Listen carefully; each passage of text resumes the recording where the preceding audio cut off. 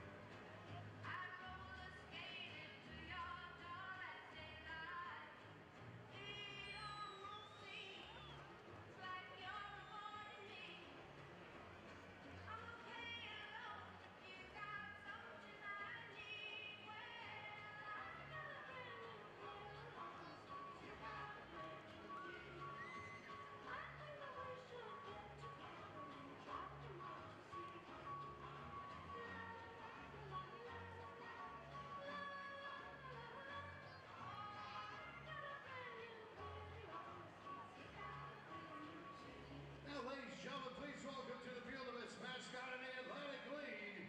Here is Somerset.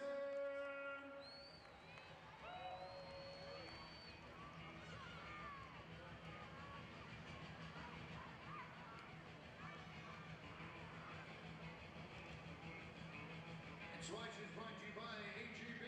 AGB, here everything's better.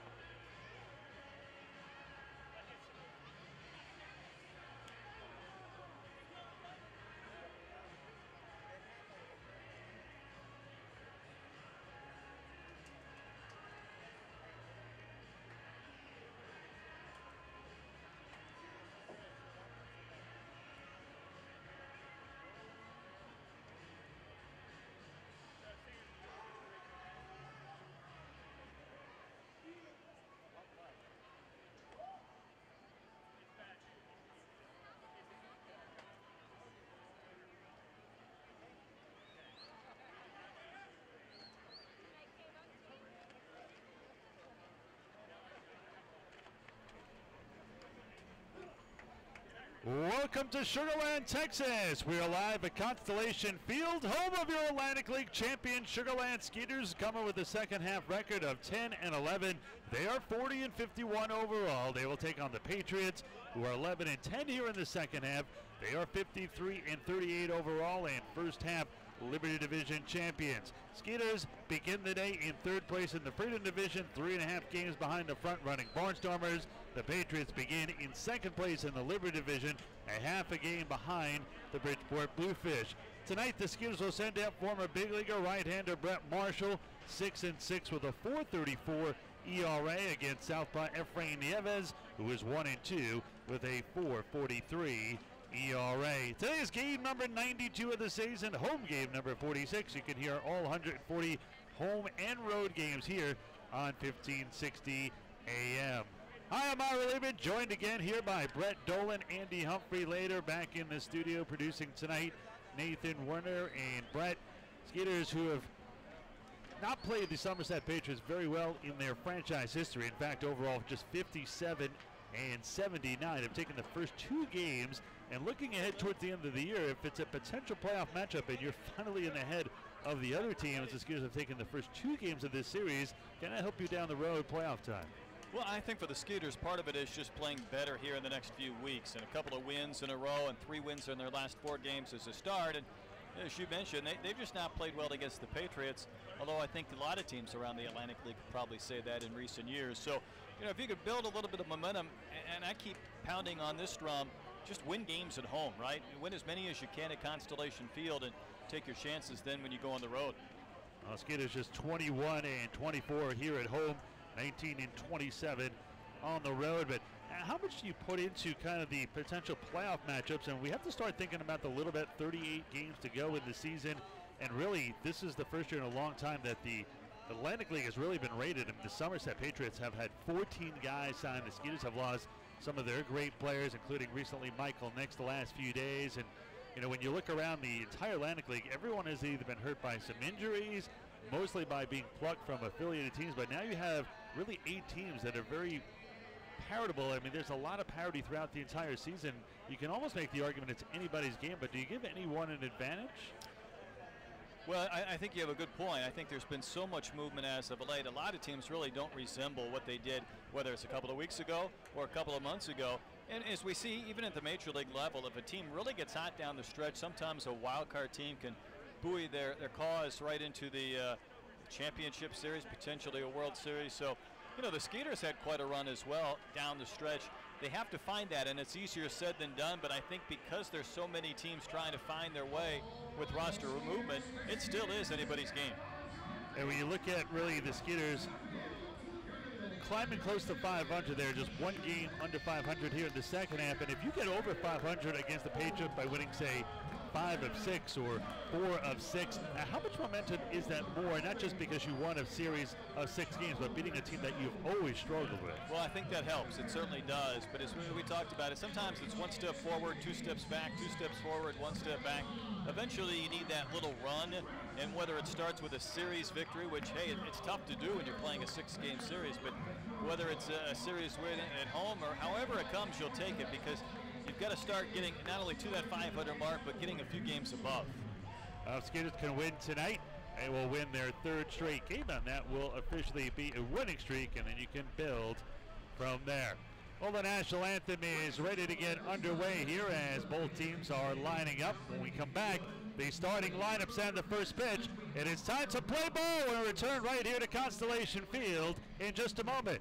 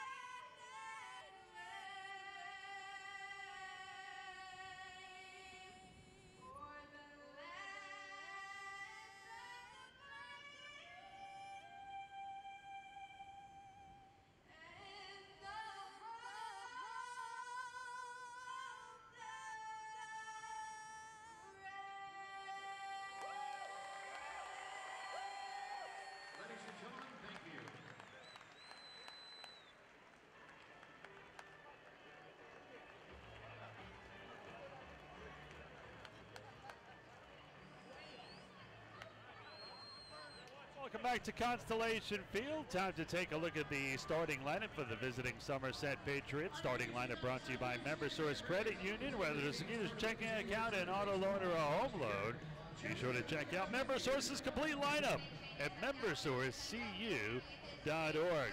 Alfredo Rodriguez will lead off for the Patriots. He'll be at short. Christian Marrero in right, bat second. In the three-hole at center field, Justin Pacioli, DH. Kyle Roller will bat fourth. Batting fifth is Mark Minikazi. He'll be at third. Carlos Guzman at first, bat sixth. Yovan Gonzalez batting seventh. He'll do the catching. Justin Trepp is in left, batting eighth. And batting ninth, second baseman Scott Kelly. Skeeters will line them up defensively like this. Miller in left, Gillespie in center, and Benson in right. Third to first around the diamond, it's Aarons, Jansanti, Thon, and Scott, with the battery of Cordero and Brett Marshall. Well, Marshall, 6-6, a 4.34 ERA. This will be his 20th appearance. His 19th starting, 105 2/3. He has allowed 101 hits. He has struck out 66, but he has a league-leading 56 walks. 27-year-old former big leaguer, 6'1", 195 from Highlands, Texas. Selected originally by the Yankees in the 6th round in 2008, and of Ross S. Sterling High School in Baytown. Last three starts, 0-2, but an even 4 ERA. In fact, in the last three starts, it is Marshall who has allowed just 4 runs, so has not gotten a lot of run support. He lost 6-1, 3-1 in the last 2 starts. Against the Patriots this season, no record of 4.20 ERA in 3 previous starts. First pitch of the ball game from the Skeeters right-hander is a strike on the inside corner. 0-1, and we're underway. Game 3 of a 6-game series. Skeeters have taken the first 2.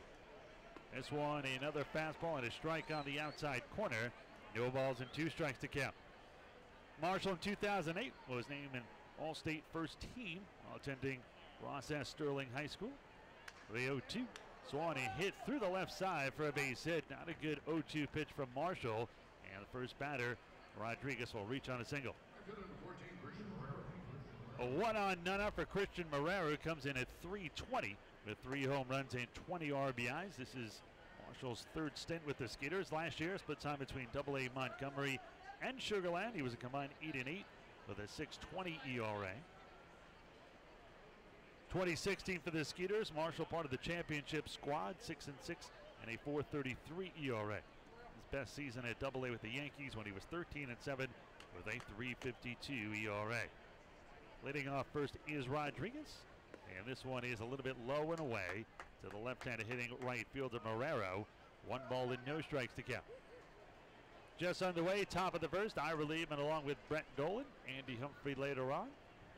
Shadows creeping across home plate with a little bit of an earlier start here at 6:05.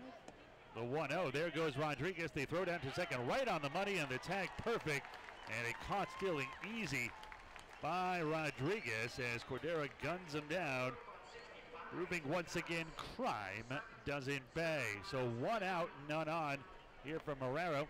Pitch was a ball, so 2 balls and no strikes here. That was not even close, Brett. No, I wondered if it was a broken hit and run because I looked at Rodriguez. He had a very short lead, and when you get a short lead, results oftentimes in an out at second base. The 2-0. This one is a strike. Good fastball there by Marshall. 91 on the gun on the outside corner. 2 balls and 1 strike. Marshall working quickly. The 2-1. This one high and outside, 3-1. We're talking about Marshall's walk total. Mentioned he leads the league in walks. When he keeps his walk total down, he is extremely effective. But the last 4 starts, he has walked 3 or more batters. You go back to the 4 starts before that, he walked just 2 in 3 of them, and 1 start he had no walks. This one swung and drilled to center field. Going back is Gillespie. Near right center field, he will haul it in as he turns to his left and back to the right side. And there's out number 2. After the leadoff single, he caught stealing a flyout. 2 down, none on here for Justin Pacioli. Christian Marrero staring out towards center saying, that's not fair. I feel like I hit that ball about 400 feet and have nothing to show for it. He did, by the welcome to Constellation Field. Pacioli, the All-Star, now qualified for the league leaders. He is 6th in the league in hitting at .304, no home runs, and 24 RBIs. The top 3 in this order, they have just 3 combined home runs, and all 3 are the guy who just flew out, Marrero, As one misses, 1 ball and no strikes to count. Marshall's 1-0 here. They set up outside to the right-handed hitter, and this one catches the outside corner for a strike. So 1 ball and 1 strike to count, 2 out and none on. No score here at top of the first, just underway. The 1-1. Swan, a little blooper into right center field. That's going to fall in for a base hit. A second hit of the inning, but 1 on, 2 outs, and in steps the left-handed hitting Kyle Roller. The DH on a roll, 335, 13 home runs, and 39 RBIs. In fact, when you go back, last 40 games, he has reached base safely in 37 of them. Also hit in 32 of the 40. Really hitting at a good clip during those games as well. 51 for 148, 345 during that stretch. Also walked 25 times, so he has been on base a ton, and he actually became the second Patriot ever to hit or a cycle, and the 5th to record 8 RBIs in a game. Seems like a lot. 5 players over their history, even though it's 20 seasons for the Patriots. 5 guys with 8 RBIs in a game. It does seem like a lot. No balls and 1 strike to count here to Roller. Talked about Roller yesterday. He's the kind of guy that cannot hit a ball the way he wants to and still get it out of the ballpark. In fact, yesterday he did not hit it on the nose and launched a home run in his 3rd at bat, going 1 for 3 with a walk and his 13th home run of the year. No balls and 2 strikes to count. Very straight up stance, no bend in the knees. Rests that bat on the back shoulder and then taps it as the pitcher gets set. This one low and away. 1 ball and 2 strikes to count. And Cordero is ready to throw it back to Marshall, but he scooped it, trapped it. He'll get a new baseball. 1 ball and 2 strikes. 2 outs, 1 on. No score here, top of the first. Skeeters won last night, 4-3, to getting out to a 4-0 lead. They won game 1 by a final score of 7-1. Throw down to first. They may have him, and no, just getting back in. Scott, who was a left-handed hitter, but a right-handed thrower, had to reach around to his left to put the tag on. And by that time, Pacioli just got back in under the tag. Great throw by Cordero. Yeah, a little bit high, and you're right, Travis trying to locate the base runner. Otherwise, would have been the final out. So 2 balls, 2 strikes, and 2 outs. Pacioli looks like he's going here. Big lead and leaning towards second. Does not go. This one swung and missed strike 3. So Marshall will have 2 hits. Got a caught stealing and gets out of it with no further damage. First K of the day, 3 away. Patriots do not score here in the top of the first. Skeeters coming to bat for the first time when we return.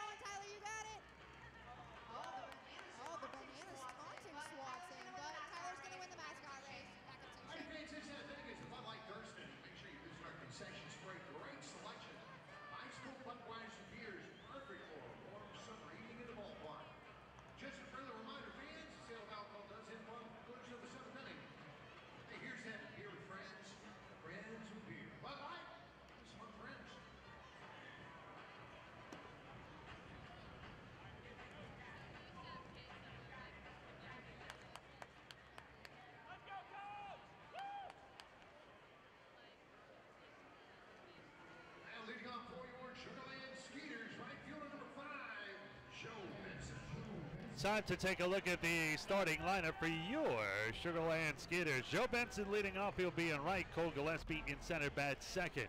Anthony Jansantes at short, batting third. The cleanup hitter and third baseman Kevin Aarons. The DH Wilfredo Rodriguez will bat fifth. Travis Scott at first, bat sixth. Albert Cordero doing the catching. He'll be batting seventh. Derek Miller in left, bats eighth. Then batting ninth, second baseman Derek Miller. Starting lineup brought to you by MemberSource Credit Union. Whether it's a Skeeters checking account, an auto loan, or a home loan, be sure to check out MemberSource's complete lineup at membersourcecu.org. A 1-0 here to Benson is fouled back into our right. 1 ball and 1 strike to count. Benson comes in now 244. 5 home runs and 26 RBIs, and doing a great job at the leadoff spot. Benson last night with a single and 2 RBIs, also stole the base. Exactly what you want out of your leadoff man. Open stance from the right side for Benson. This one is a little bit high and outside, 2-1. Efrain Nieves is on the mound, a former 7th round pick of the Brewers in 2007 out of that Puerto Rico Baseball Academy, which produced a couple of local Houston area products. Skeeters Wilfredo Rodriguez, and of course the Astros Carlos Correa. This one is down low. 2 balls and 1 strike to count. This is best season in 2012. He is 4-1 with a 2.79 ERA and 3 saves. While playing for the Tigers in Connecticut in the New York Penn League. 42 innings that year, 28 hits he allowed, 42 Ks and only 8 walks. As speaking of walks, Benson draws a leadoff pass, and there's 1 on with none out for Cole Gillespie. Start for the Skeeters defensively. For the Patriots, it's Trapp, Pacioli, and Marrero left to right on their outfield. Ninkasi, Rodriguez, Kelly, and Guzman third to first around the diamond, and Gonzalez behind the plate. Well, the repertoire of Nieves, he has a fastball 86 to 91, a slider that's really effective versus left-handed hitters, a curveball, changeup, and that is his out pitch versus right-handers. Brain has a smooth, controlled delivery, some deception though, which really allows him to sneak a heater to inside portion of the plate against right-handers. Benson tries to swipe second and just gets his foot in there, very close at second base, but Benson swipes the bag. Now a runner at second with nobody out. Well, it looked like that throw from Gonzalez just stapled Kelly's glove to the base, and Benson slid into it, but Patriots don't get the call. Well, Benson is now down at second. A count 1-0 here on Cole Gillespie. Benson on the season, now 11 steals. And looks like Jody thinks that he was out. He's going to have a little talk with the third base umpire, Brad Parker. By the way, umpires Parker at third, Brian Page at first, and behind the dish is Ryan Moorhead. Certainly was close. I thought Benson got in the foot. Did you? No. Did not. Okay. Throw definitely beat him. I'll say that much. 1 ball and no strikes here as Gillespie steps in. 253 home runs, 13 RBIs. The lefty, Nieves, will look at second, come home, and slings this in sidearm. Misses outside, 2-0. Nieves rarely gives up a walk, so the leadoff walk to Benson even more rare. Does give him a lot of hits, though. He's always around the strike zone because he doesn't have overpowering stuff. As this one is fouled off to the right side, he has to rely on command, hitting spots, mixing up pitches, and does exhibit some pretty good poise on the mound and composure, along with pretty good tempo and rhythm. 2 balls and 1 strike to count here on Gillespie, the former big leaguer.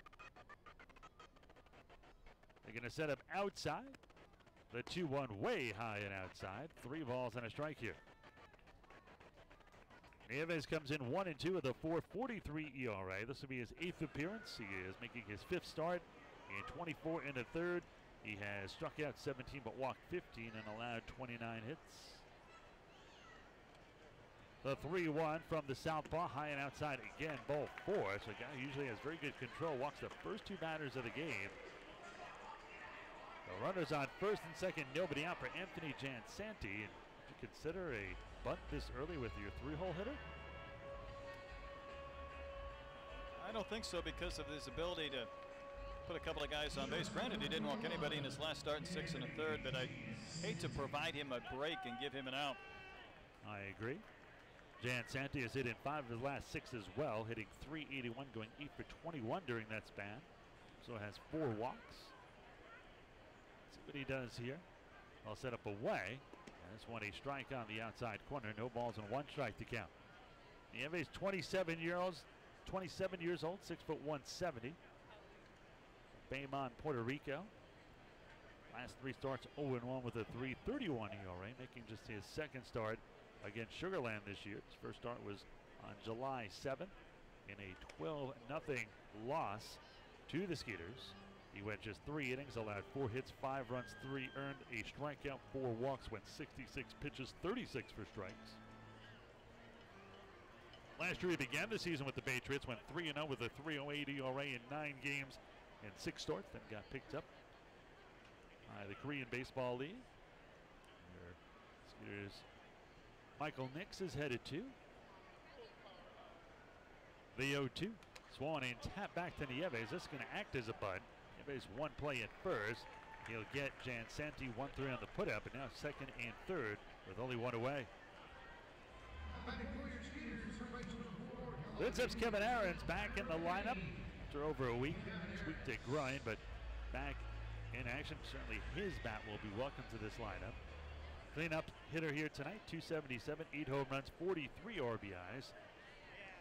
Tied for third in the league in doubles as well with 23 for the Houston Products. Let's see if he can get one deep enough. In fact, if he gets at the short or second, that'll mean a run for the Skeeters. Speedy Joe Benson at third, and this one is grounded foul just to the left and behind home plate. 0-1 the count. For Nieves, 11 years as a pro, all in the minors, 60 and 49 with a 3.98 ERA.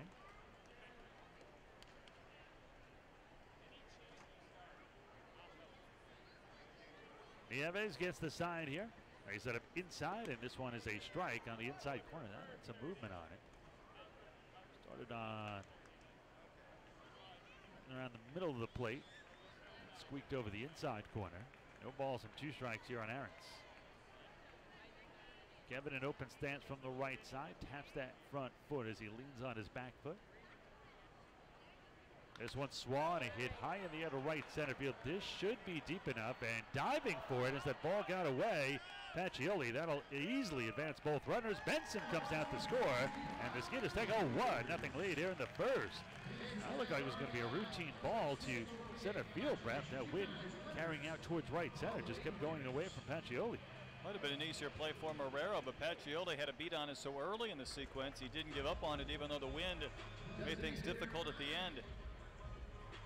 Now a 2-out hit by Rodriguez, who is riding a 9-game hitting streak. Will give the Skeeters a 2-0 lead.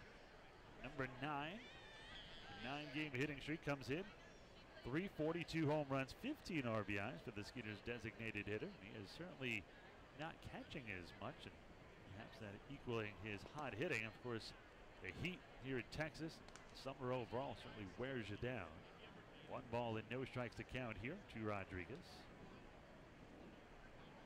Alfredo on this 9-game hitting streak, 13 for 33, a 394 mark. This one is a strike at the knees. 1 ball and 1 strike. Skeeters leading 1-0 here in the bottom of the first inning. A sac fly RBI by Kevin Aaron in his first game and his first at bat back. Nieves looks over his shoulder at third and comes home. Swan and a bullet off the mound to second baseman Scott Kelly. A short hop, he'll throw it to first, and that'll do it. But the Skeeters get 1 run without the benefit of a base hit. No errors, and they leave him at. Through 1 inning of play, Skeeters out in front, 1-0.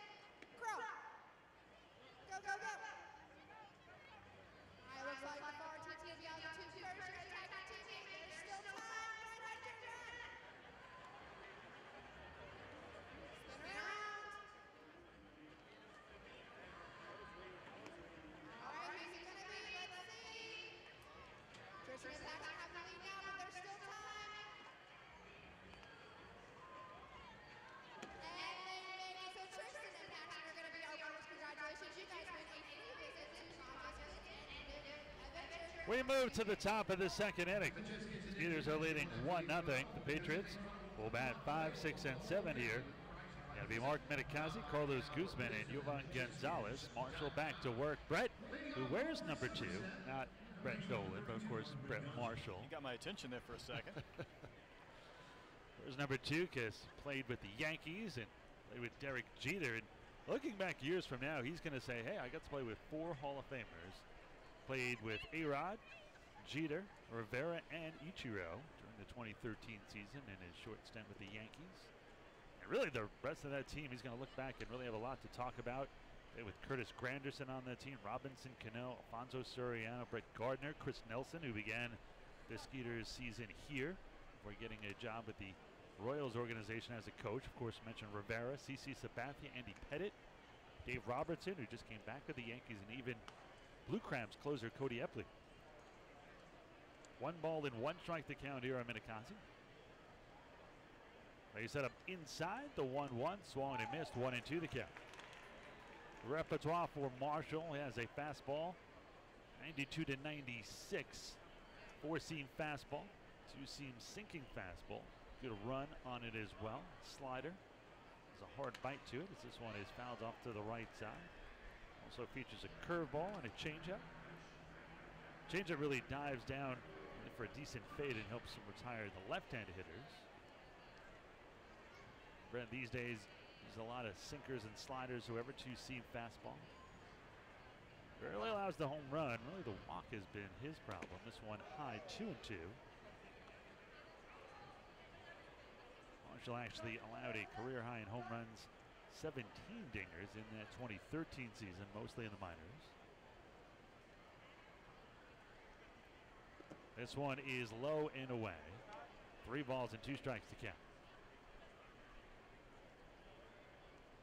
What Marshall wants to do is walk the leadoff man, which has been a problem in general, as I mentioned, leads the league in walks.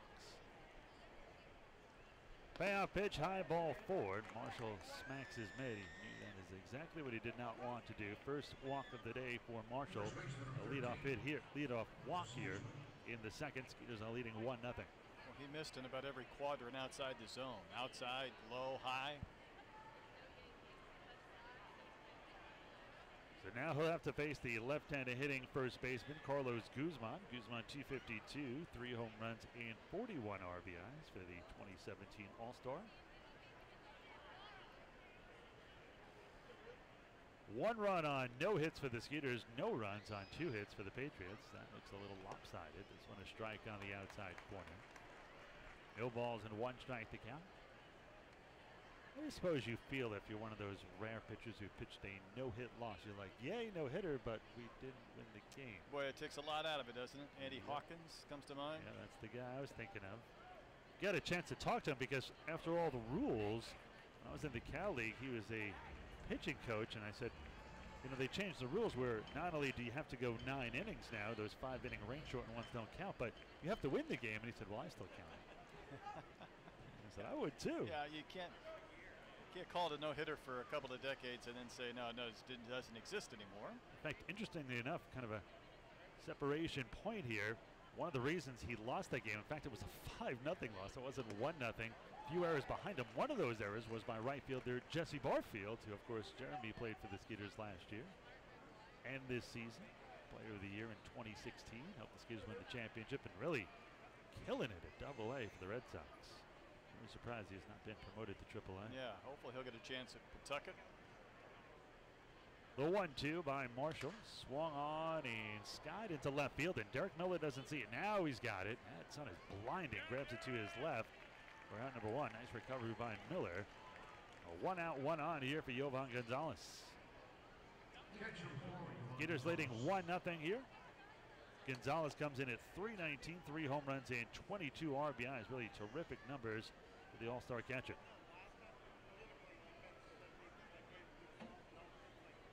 Gonzalez, number 4.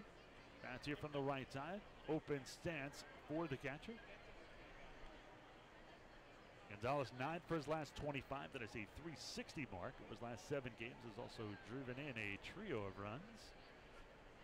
This one low and in the dirt. As Cordero shifts to his right into his knees. 1 ball and no strikes to count. Gonzalez, a former 30th round pick of the Reds in 2009. Here's a good one for you. Wabash Valley College. Where is that? Oregon. No. Strike one. What? Got it past Dolan. Yeah, it's a good day. This one is crushed to center field. Gillespie going back has a beat on it and runs it down as he goes towards the left center field wall for out number 2. Ball's hit on the nose here to center, but both outs. Want to take another guess? I'll give you a lifeline. If it is, I'm not feeling it. No? Nah, what is it? Illinois. Okay. So 2 outs, 1 on, and Marshall almost out of the leadoff walk here if he can get Justin Trapp. 154, no home runs, and 2 RBIs for Trapp. Trapp, a former pick of your Royals, Brett, 34th round in 2009. Be nice to start going to high schools for you since you get like 98% of the colleges. I won't go that far. That's a Fairfield Central High School where he was drafted in that 34th round. South Carolina. It's kind enough to play baseball and football at Coastal Carolina on the College World Series 2 years ago. The 1-0 swung and hit down the third base line, just foul. That was kind of a slow roller that almost got down the line for a double. This is a guy who both passed for over 1,400 yards and rushed for over 1,000 yards in his senior year in high school. Ah, the dual threat. Young Brett Dolan, who is a dual threat the opposite way. He wasn't a threat in either category. Okay. The 1-1. This one a little bit high and outside. 2 balls and a strike as Trapp lays off that one. 2 balls, 1 strike, 2 outs, 1 on. Skeeters leading 1-0 here in the top of the second.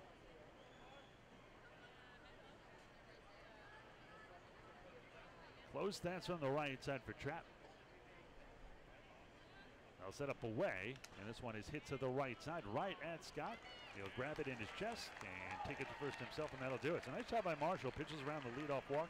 Gets the last 3 in order. Middle of the second, Skeeters are still leading 1-0. Make sure you stop by the concession stand and grab yourself some Coca-Cola goodness. Coca-Cola. Taste the feeling. Alrighty, Skeeter fans, it's that time of the game. It's time to get out of your seats and jump around. I'm looking for my 4 flyers fans in the ballpark for a free pass to Urban Air. Let me see you jump around. I'm over here on the first base side. I'm looking for you.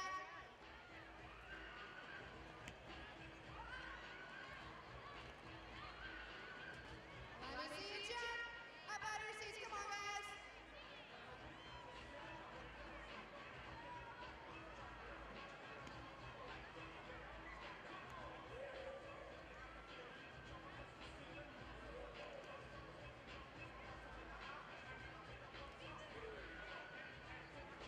Alrighty, I think I found my winners. These boys have been jumping up and down and up and down. Congratulations, you guys made a free pass to Urban Air Adventure Park.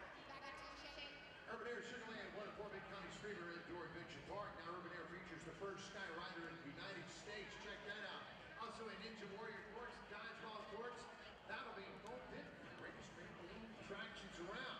It's a great place for family fun, birthday parties, team events, corporate events, you name it. Check them out, 9848 Highway 90 at Urban Air.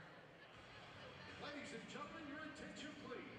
Now betting for your Skeeters. First baseman number 16, Travis Scott.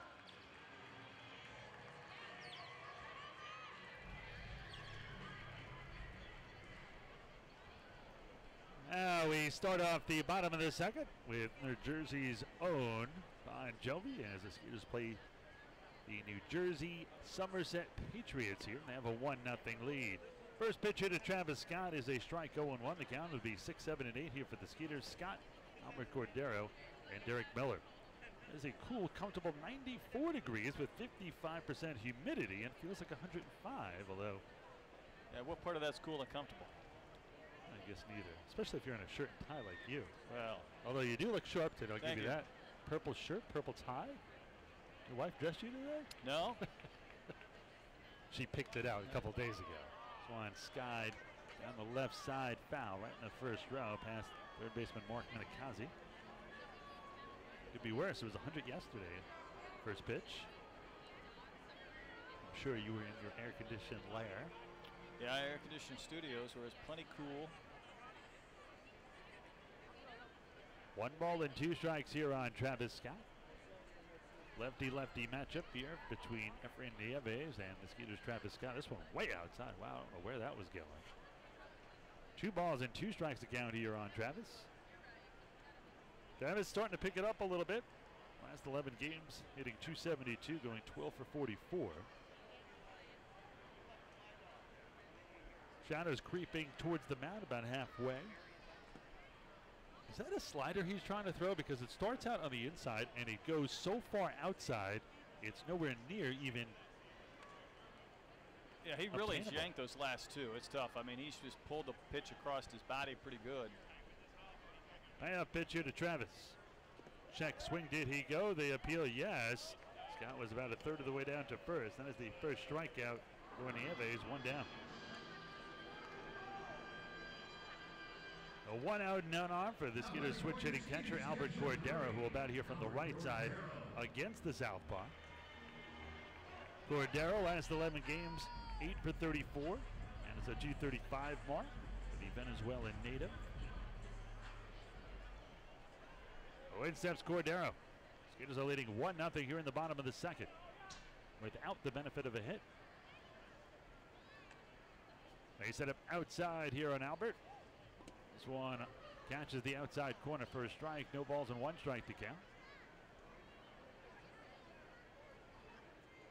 Cordero on the season with those 3 home runs for number 3. This one is hit to the right side. That's going to get through for a base hit.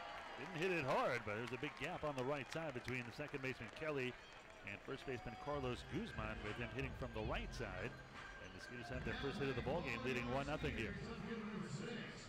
Well, here in the bottom of the second with 1 on and 1 out, Derek Miller will step in.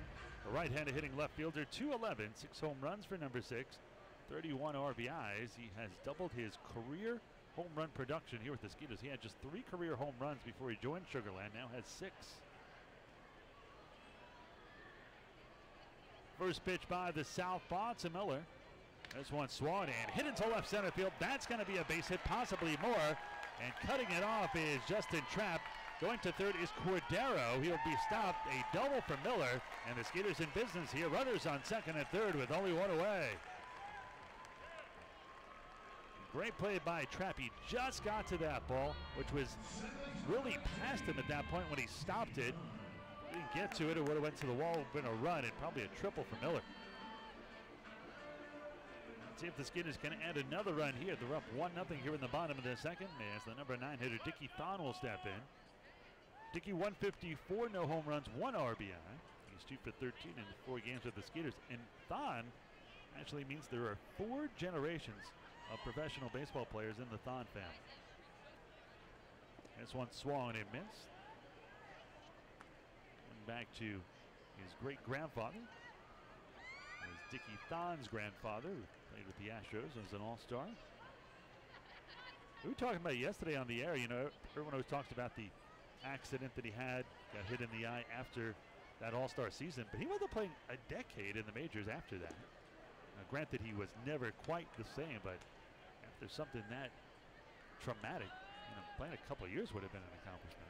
Yeah, I think anytime you climb back in that box after something like that, you know, Tony Conigliaro is another one that comes to mind. But which Thon won the Tony Conigliaro Award for coming back, which was ironic because he also got hit in the eye. Usually got hit twice after recovering. This one is on the inside corner, strike 3. Thon can't believe it. He will walk away slowly here. Second strikeout of the inning and of the game. 2 on, 2 out. We go back to the top of the order with Joe Benson.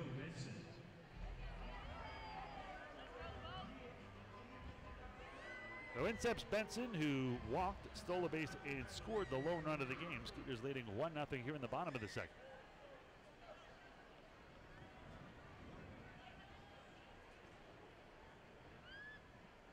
Nieves, a long look in here.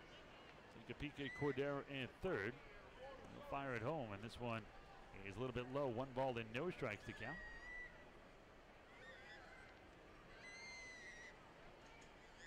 Tony Canigliaro really think about what might have been. He kind of busted onto the scene, kind of like how Aaron Judge did, and could have been one of the all-time great home run hitters. They're getting beamed not once but twice. MLB Network did a long documentary, about a 90-minute show on, I think, 67 Red Sox, and that was obviously part of it. He needs to do a 30-30 just on him.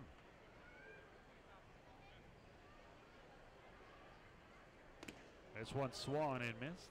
2 balls and no strikes to count. When you look at what he did, he came on and he hit 24 home runs in his rookie season, 32 in his second season. I mean, he was really on his way then. 28-20, then missed that whole 68 year after getting hit. Came back, 69, hit 20 home runs. Seemed like he was all the way back. He hit 36 home runs the following year in 1970. As this one misses inside 3-1, and then in 1971 gets hit again, misses 4 seasons, gets back to the big leagues in 75 with the Red Sox, and really was never the same at that point. Just 2 home runs that season in 21 games. That was the last year he ever played. Was done by age 30.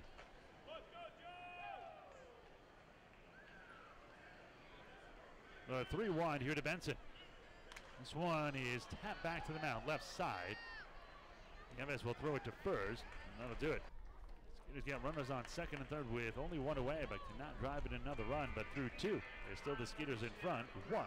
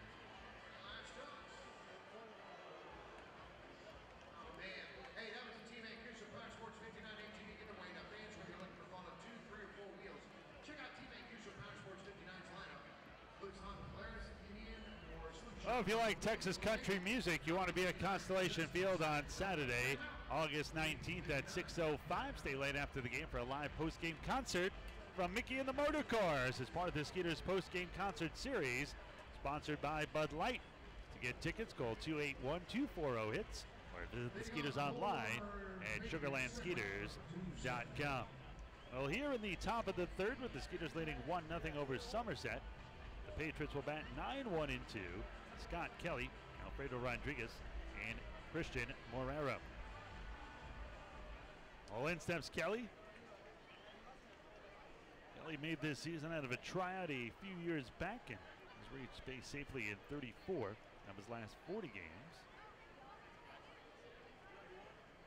Not a big power guy.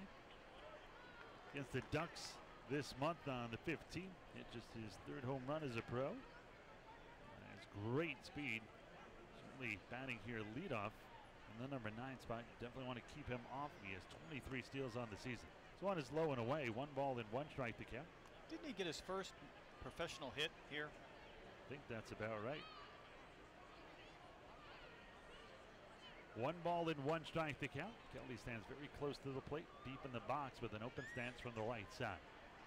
The 1-1 is high. 2 balls and 1 strike to count. Skeeters are leading 1-0 here in the top of the third. Somerset really relies on great pitching and great defense. They are first in pitching and defense. They certainly have not hit the ball much in this series. Just 7 hits through the first two games and 2+ innings. This one is hit down the right side. Great attempt by Benson, who's actually that was Benson who skidded right near the grandstand by the tarp down there. So he went into a slide, and I thought he went into the wall and like bumped Bailey. It just ceased to exist. Is that a natural reference? When he went through the wall? I mean, we lost track of it. It was like he slid, and then there was no Benson for a second. For a second, I had to actually ask myself, that's a real player? And then no. So Roy Hobbs got his start. Open the door for Roy. Wonder Boy. Oh, Bump said he had such a good career. That was Michael Madsen, wasn't it? Bump Bailey. So on hit to the right side, Scott to his right. We'll flip it to Marshall. This pitcher covers. And there's one away on the 3-1 assist. We should do a poll for the top 5 all-time fictional baseball players. It'd be pretty hard to beat somebody who could knock out a light tower. Carve his own bat. Guys like, Ricky Vaughn, Crash Davis. I mean, was kind of a real guy, even though the story was kind of embellished. Nuke LaLoosh. There's some characters in there. Midnight Graham. He'd have Moonlight to go Graham? with what was Pete Vukovic's character on Major League? Clue Haywood? Leads the league in nose hair. Isn't that Euchre's call? This guy sneezes like a party favorite.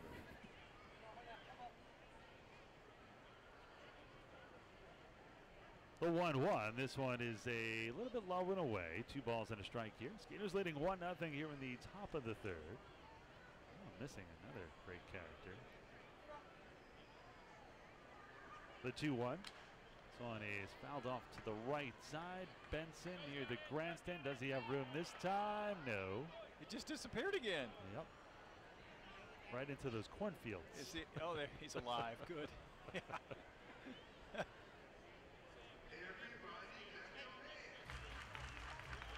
So 2 balls and 2 strikes with 1 out and none on. 1 run on 2 hits for the Skeeters. No runs on 2 hits here for the Patriots.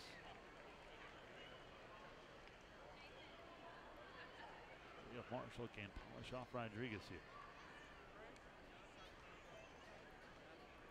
A wind in deal. They set up away, and this one misses inside. That'll run the count full 3-2. Quite the at bat here by Rodriguez.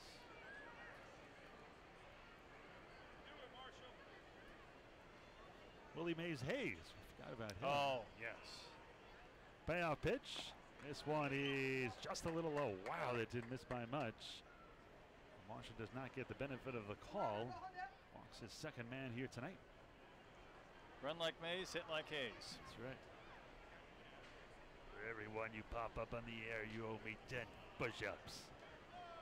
What was the manager's name? Lou. What was Lou's last name? Andy, what was Lou's last name in Major League, the manager? Should know this. It's killing me. You know it's not Ford. No. Saw Lou while we were in Long Island. Which had a nice little write-up in the New York Post about her. Closing in at 41 years old.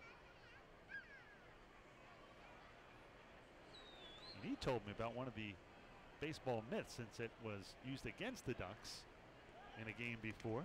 Lou Brown, there you go. Thank you, Andy. 1 ball and no strikes. Tell me if you knew this rule. So Skeeters got really the benefit of a call. Josh Prince tried to bunt with runners on first and second and nobody out. And according to the rule, and actually before I even get to the rule, can you tell me the difference between and it's a slight difference between a pop-up and a foul tip?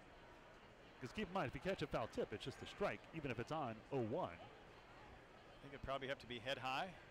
Yep, that's what everybody thought. And that's what Lou was telling me is a baseball myth. That does not have to be head high. That's what the umpires thought. So the rule actually says it has to change planes, meaning a foul tip goes straight into a mitt. Okay. So if it changes direction at all, even an inch. That is changed, and it becomes a pop-up. So it was about 3 inches high, so the catcher snagged it out of the air and threw it into second. Would have been a double play. As the ninth inning was tied at 4-4. It would have been 2 outs and a runner on. What happened was called a foul tip. Prince successfully bunts. Jan Santee walks. A sac fly by Scott. And Skeeters wound up winning 5-4. So it turned out to be a big play in that game. 2 balls and 1 strike to count here on Marrero. And even funnier, Kevin Baez, who I went down to see, he was throwing batting practice. He's screaming at me, "Hey, they got the call wrong." And I was like, "What's going on there, Kevin?" And he said, "Yeah, the play ball ball." And then Lou was behind the batting cage and he explained what I just said to me. And I said, and after we saw Kevin here throw a tirade, I said, just because you're once right, Baez, that doesn't mean. Kevin's a funny guy. The Brooklyn guy. 2 balls and 2 strikes to count.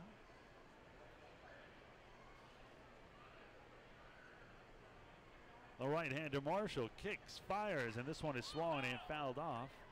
Count remains 2 balls and 2 strikes. Look at the pitch count here on Marshall, starting to climb. Closing in on 40 pitches. That was 39, 26 for strikes.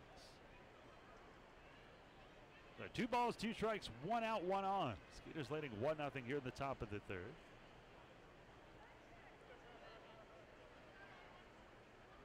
The 2-2. Swan hit high in the air to center, but playable. Jan Santee points it out for Skeeter center fielder Cole Gillespie. Brings it down as he comes in shallow center for the 2nd out. Rodriguez will go back to first. 2 outs, 1 on, with the Skeeters leading 1-0 for All-Star center fielder Justin Pacioli. Pacioli has one of the 2 Patriots hits. Came in at .304, no home runs and 24 RBIs. Gets on base a lot. 4th in the league in on-base percentage at .403. So in steps Pacioli. Pacioli been on base 49 times in 60 games. 49 games out of 60, I should say. A little bit of a crouch and an open stance from the right side. Snyder misses low and away. 1 ball and no strikes here on Pacioli. Pacioli fits right in. Jersey guy, Italian. Sure does.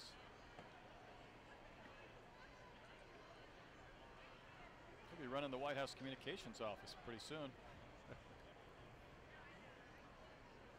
The 1-0 and squares the bunt. That one in front of the plate foul. Actually hit him before he left the batter's box, which is a foul ball. You're only outside of the batter's box. 1 ball and 1 strike. Pacioli and Mitakazi on this team. Growing up, Phil Rizzuto loved that kind of lineup. 1 ball and 1 strike to count here.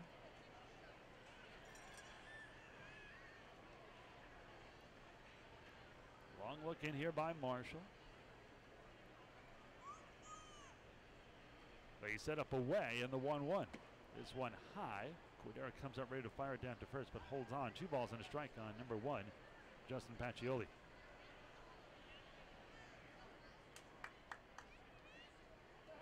Pacioli with the shin guard on the front foot. From Easton, Pennsylvania.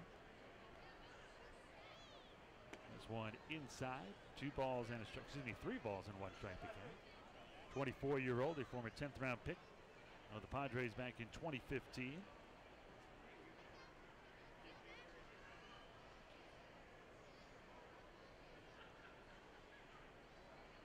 Time stolen base leader at Lee University. 69 swipes.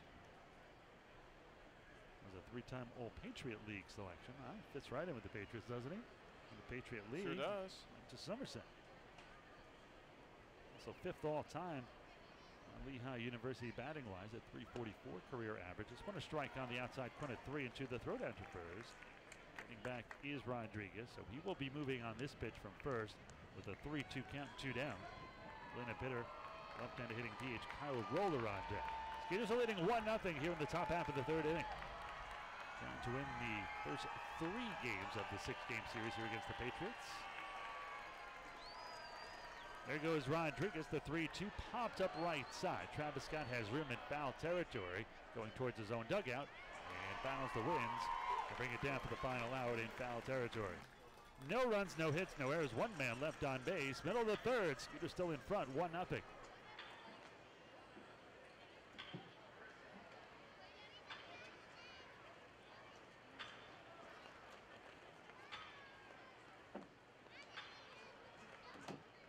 Fans of Skeeters Ever Public Services want you to remember this is a litter-free event. Please dispose of all trash and recycling in the proper receptacles to help you with this friendly effort. Parsons are now collecting trash. Skeeters Ever Public Services, thank you. To keep Constellation Field beautiful, and speaking of beautiful, there it is. Public Services Trash Monster! Oh yeah! Think of beauty, it is. It is hungry. It does want to eat your trash. Just make sure you feed it well. Fans, now time for some baseball movie trivia. Stick the light diamond deck is my very good friend Jessica with tonight's contestant. All right, Jessica, take it away. Thanks, Shane. Yes, I'm up here in the diamond deck. Just taking a break in these rocking chairs. They're pretty nice. But I'm joined by Robert. He's ready to take on the Assured Flow Solutions baseball movie trivia. Let's take a look at the question above the board. Which of these films tells the story of a perfect game performance by an aging pitcher? I'll give you 3 choices. Was it A, The Perfect Game, B, For the Love of the Game, or C, The Rookie? I hear some people yelling the answers out. Do you think you know it, Robert? I think your son telling you the answer. Do you know what it is? B? Let's see. Was it B? It was. Congratulations. So you're the winner of 25 Skeeter bucks, but I think I'm going to have to give it to you since you gave me the answer. Back up to you, Shane. Well, we move to the bottom of the third. Skeeters are leading 1-0. Sugarland here in the bottom of the third will bat 2, 3, and 4. Cole Gillespie, Anthony Jansanti, and Kevin Aarons. For tomorrow, I'm going to send some ideas in. I leave them at sugarlandskeeters.com. We're going to do a all-fictional baseball movie starting lineup. Billy Chappell we forgot about. Love of the Game. We did. 300-game winner. 40-year-old, pitched a perfect game. Very distracted at times on the mound. Had a lot going on. It was almost like every inning was a chapter of his life. It was so dramatic. Yeah. First pitch here to Cole Gillespie, who I assure you is a real character. 1 ball and no strikes. Been part of 8 seasons in the big leagues.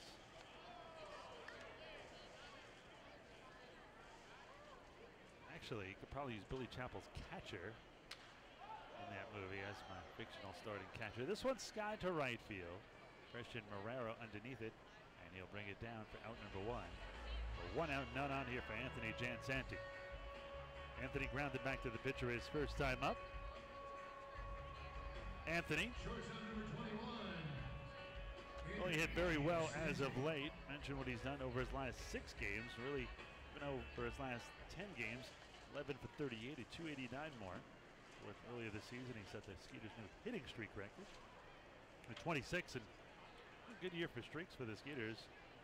He set the new record with 26, and Nick's new scoreless inning streak at 40. This one sky to right as well, and once again, Marrero is there, and he'll bring it down for the second out. So 2 outs, none on here for Kevin Aarons. Aarons drove in the only run of the game with a sac fly. That's where we stand here in the bottom of the third. Skeeters are leading 1-0. 1 run on 2 hits for Sugarland, no runs on 2 hits for the Patriots. Neither team has committed an error here tonight. All right, here's a good one. Most people don't know this. When is it considered? Where's the border for a day game and a night game? What time? 5 o'clock. Very good. Somebody like Mike Beck doesn't start a game at like 4:59, call it a day game. You could see that coming. The 0-1. This one sky to left field. Justin Trapp is there. And it's going to be the center fielder, Pacioli. So 3 fly ball outs as the Skeeters go 1, 2, 3 here in the third. A third of the way through into the third inning. It is still the Skeeters in front, 1-0 over Somerset.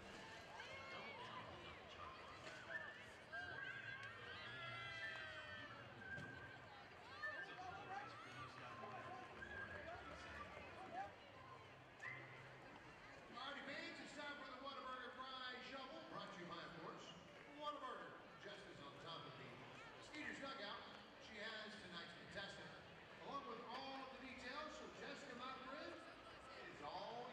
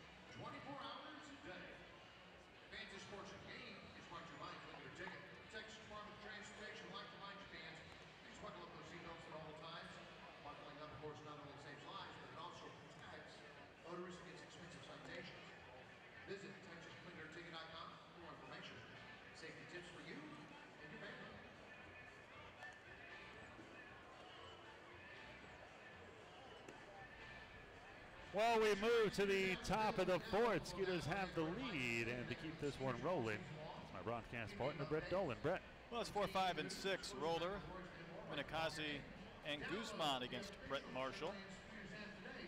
He's worked around a couple of ace hits.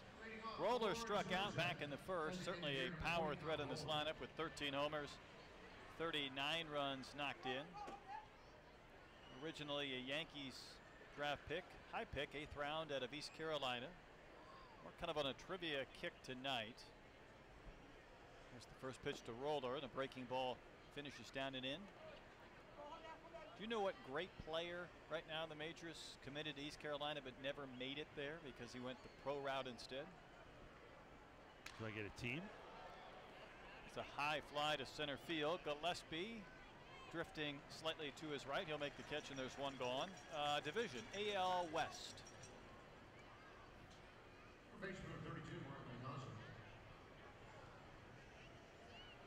There's Mark Minakazi.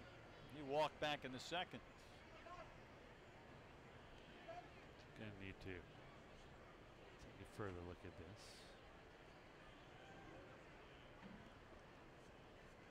Minakazi last year was with Long Island, also played in the Mexican League. Right-handed batter hits another ball in the air, popped up right side of the diamonds. Travis Scott now drifting and lunging back on the outfield grass and does make the catch. That ball started to drift on him all of a sudden. That's 4 straight balls in the air, a couple of flyouts, a couple of pop-ups. For the first baseman, Carlos Guzman.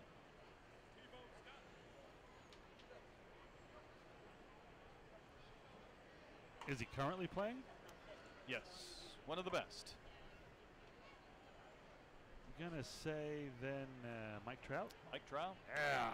He's going to East Carolina from his hometown in Jersey as Guzman takes a strike. And that's what I first thought of, because when Camden was still in this league, they had a little Hall of Fame, and Trout was in that. Fastball strike right on that outside corner. A couple of years ago, the Angels were in town. East Carolina was playing Rice, and I think Trout went over and met the team. Of course, he had no true connection with them, but still kind of felt like he was part of that program. There's a swing and a foul by Guzman that Cordero cannot hold on to. I think you have a connection, because Alex Rodriguez donated $1 million to the University of Miami, and he never attended there, even though he was going to. He can afford it. Might have to sell something, but yeah. Not much. 0-2 pitch. Wave and a miss. Marshall carved up Guzman, and that's a K to end the inning. That is the first perfect frame for Brett. We go to the bottom of the 4th inning. Skeeters up 1-0. Alrighty, fans, if you have downloaded the aforementioned Skeeters app, you can check it out. We've got a trivia question on that app right now. And you want to go ahead and open up that app and answer the question. If you haven't done so, go ahead and download that app now. We've got a trivia question for you to answer and an opportunity to win a great prize from the Sugar Land Skeeters. We'll be announcing that winner at the end of the 7th inning during tonight's game. TK Factory is the official sponsor of the birthday cakes for birthday parties here at Constellation Field. Check out tkfactory.com for all of your TK and custom cake needs. And speaking of birthdays, we got one on top of the Skeeters dugout. Jessica's getting ready to help us celebrate. Jessica, take it away. Thanks, Shane. Yes, I'm down here with Kyle, who's smiling nice and big, celebrating his 5th birthday. Let's make some noise for Kyle. All right, we're going to sing happy birthday to Kyle, but I need your help. So happy birthday to Kyle on 3. 1, 2, 3. Happy birthday to you. Happy birthday to you. Happy birthday, dear Kyle. Happy birthday to you. Happy birthday to you, Kyle. Also, the Dominic and the Dominic Arnold Schwarzenegger. Happy birthday to you. Teddy Bruce, happy birthday to you too, sir. And the groups in the house, we want to say hello and happy birthday to Sealy 8 and under All-Stars, Houston Warriors, Houston Shorts, Baptist Church, Seattle, Trail Texas Troop, 0011, Dow Chemicals of LaPorte. Welcome to Constellation Field. And I'm also Constellation Energy. Hey, welcome to beautiful Constellation Field. Hope everybody's enjoying tonight's game. Skeeters lead the Patriots 1-0. As this game advances into the bottom of the 4th, Skeeters got their run without a hit and a couple of walks and a sac fly in the first. It's Wilfredo Rodriguez. Bounced out to second. It's only time in. Began the game hitting .340. Efrain Nieves, the slender lefty, works from the third base side and really yanks balls across his body. Pumps one right in there for a strike.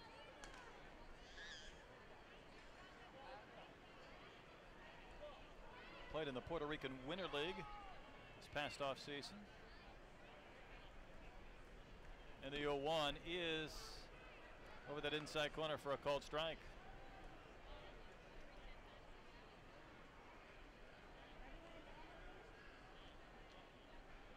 5 Skeeters in a row have been set down by Nieves. There's a pitch that floated in, didn't miss by much, but Wilfredo is hopping back out of the way. Boy, a lot took place today in Major League Baseball. Yeah, I was going to go over some of that. Really tons of ties here to the Houston area. And we get to all of it. Of course, let's start with highlight. Adrian Beltre got his 3,000 hit for the Rangers, a double. 31st player, I believe, all time to reach that plateau. Yep, still not even 20 pitchers with 3,000 strikeouts, amazingly. It's what a difference. Here's a 2-2, and that ball hit down the third base line, but foul.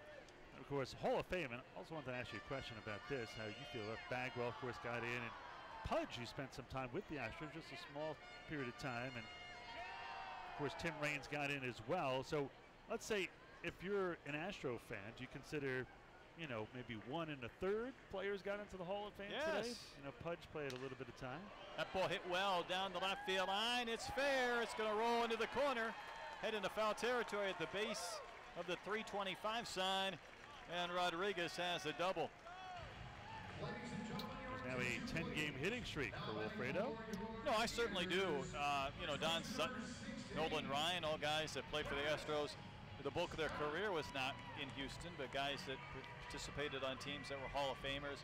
I think Nellie Fox, another, but I count Pudge.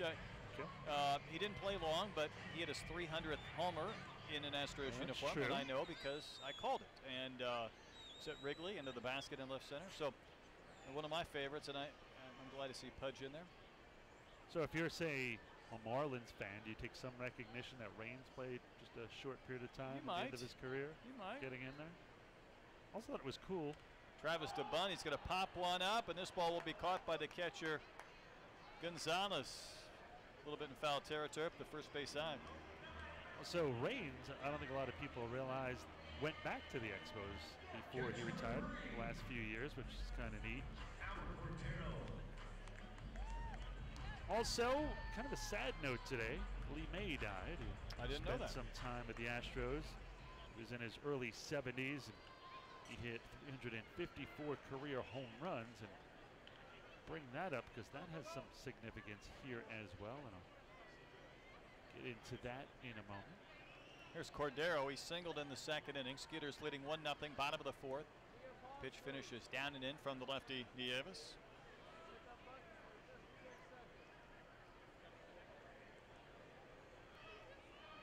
Leadoff double from Rodriguez before Scott popped up the bunt.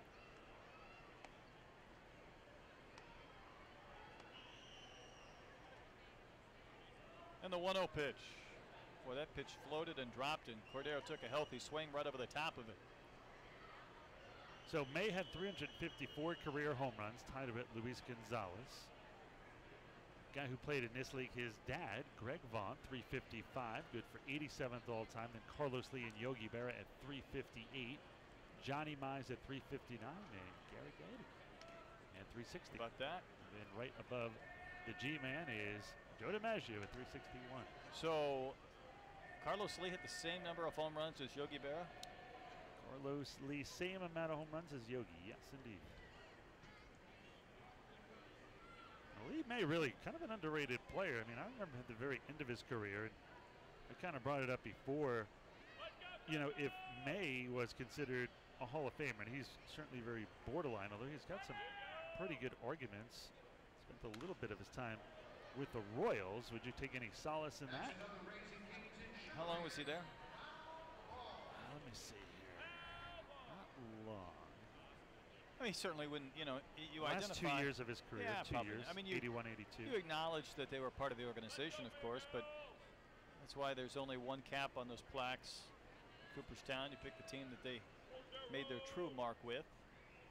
Next pitch is outside, 2-2 to Cordero. But listen to some of Lee May's numbers. So I mentioned the 354 home runs, 1,244 career RBIs. He was an all-star on 3 different occasions, including with the Astros in '72. Played with the Stros from '72 to '74. In that year, he was an all-star. He had 284, 29 home runs, 98 RBIs. Big year back then. Yep. And on top of that, I didn't realize he had this many big numbers. He had 11 straight seasons with 80 or more RBIs, 12 straight seasons with 19 or more home runs. Ground ball rolled to third. Minikasi comes up with it. His throw is in plenty of time to get Cordero at first. It's now 2 outs. Rodriguez started this inning with a double. He has not moved. So led the league in RBIs in '76 with 109 RBIs. Played 2,071 career games. So kind of a borderline Hall of Famer, but really a guy who was a very good ball player overall. And these are the guys he compares to, and they're all borderline Hall of Famers. So Tino Martinez, Willie Horton, George Foster. Miller rolls one down the third base line. Nice backhand by Minikasi. His throw across in time, and the inning ends. Now the guys like Jack Clark, George Scott, Raul Ibanez, and Norm Cash. So sounds like the Hall of Very Good. Yeah, pretty much. Leadoff double, nothing comes of it. Through 4 innings, Skeeters up over the Patriots, 1-0.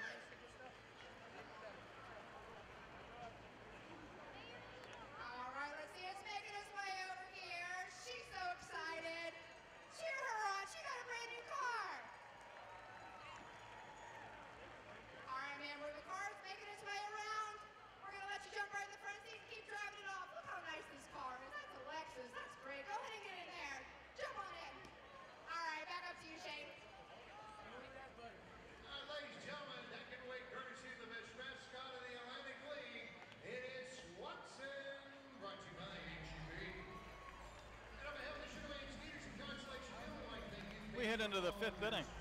Brett Marshall back to the mound, working with a 1-0 lead over Somerset. He'll be ready to face Jovan Gonzalez, Justin Trapp, and Scott Kelly, 7, 8, and 9. So here's one for you. So Adrian Beltre mentioned that his 3,000th hit. He's only one of 3 third basemen to get 3,000 hits. Who are the other 2? George. There you go.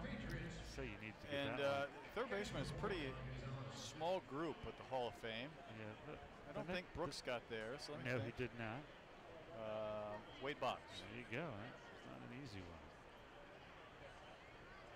And it becomes the 5th ever player who was born outside the United States to get his 3,000th hit. I'm going to be impressed if you get the other 4. Okay, Gonzalez takes a strike. So 4 others, huh? Yep. That have 3,000 hits. Pitch is a little bit high. And the count, a ball and a strike.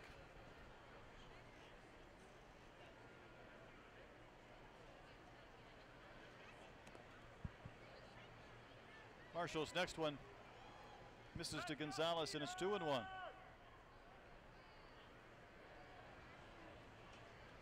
He's going to the archives. Ground ball rolled into the hole, into left for a base hit. So Gonzalez singles. That ends a streak of 5 straight set down by Marshall.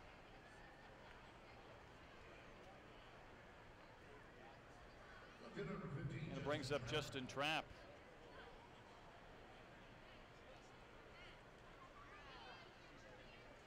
Still pondering that. Okay. They're all very recognizable names. Sure. I think it's just not an easy category.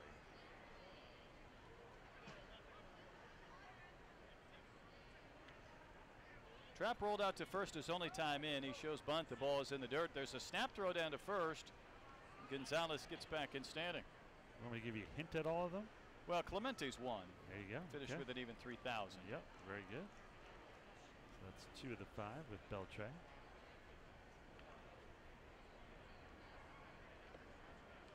More should be coming to my mind, though, and I'm going to. Tell me if you want a life vest. Pujols? No, doesn't have See, 3,000 he hits yet. got to 500 this year. Yep, It's home runs. 600.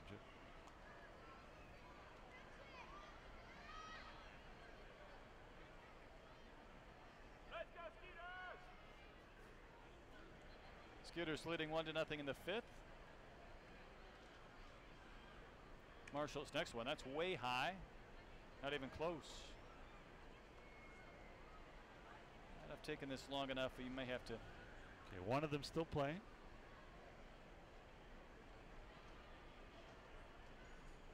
It's even more bizarre. And one of them's a former Skeeter. Of course, Raffy. There you go. Yeah. All right, that's 3 of the 5. Another one for Marshall, not even close. Way high, and it's 3 balls and no strikes. One still playing. Ichiro hasn't. There you go.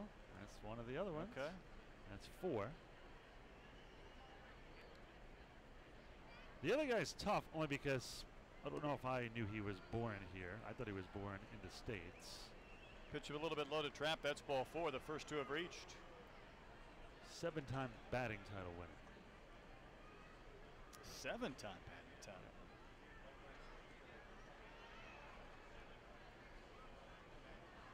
Second base, 2. Rod Carew, There you go.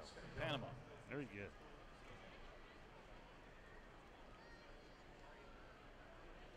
You're on your game tonight. A little bit, yeah, a little bit tired. A lot going on in this world, so I'm going to power through, right? Like Marshall is going to try to do with Kelly up, probably in a bunt situation here. The number 9-hole hitter lays down a bunt, back to the mound. Marshall really only has one play. That's first. He throws to Thon covering, and Thon was all in foul territory. He had to catch the ball and get out of the way. Sacrifice 1-4 sends Gonzalez to third and Trapp to second. I want to get your thoughts on this. So we talked about really a lot going on here baseball-wise in Houston and Texas between Beltre's 3,000 hit, Bagwell and Pudge getting into the Hall of Fame with Tim Raines and Lee May passing away. I think the other part of Texas today is, where's Yu Darvish going to land? Because he makes a difference wherever he goes. If he goes to the Yankees, for instance, that puts them over the edge, probably win the American League East. If he goes to the Astros, now suddenly you have one of the best 1-2 punches between Keuchel and Darvish. If he goes to the Dodgers, you have Kershaw and Darvish. Right, even though Kershaw is hurt. As He'll be back. Rodriguez takes one low, infield in all the way around. Right now it's a seller's market. There would have been moves made by now in any other years. Rodriguez fooled on that pitch, swings and misses. I don't see him coming to Houston. Let's put it that way. Why is that? You know, because inside the division, that kind of stuff? Not just inside the division, just helping out the, you know, your rival, so to Yeah, speak. like Yankees, Red Sox kind of a thing. That would be a little much. Here's the 2-strike pitch. It's lifted in the air to left field. It could tie the game. Miller circling underneath it.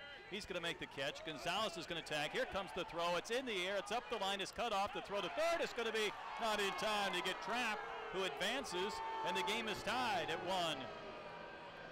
Cordero read the throw, and he came charging in to catch it in the air, and he threw back to third base, but Trapp made it in there. That was very close, but Trapp did get in under the tag. Great throw by Cordero. And we're going to find out trade deadlines 3 o'clock tomorrow afternoon Central Time. And there's 3 pretty good relievers hanging out there, all lefties. Brad Hand, Justin Wilson, Zach Britton. You wonder if might be going someplace.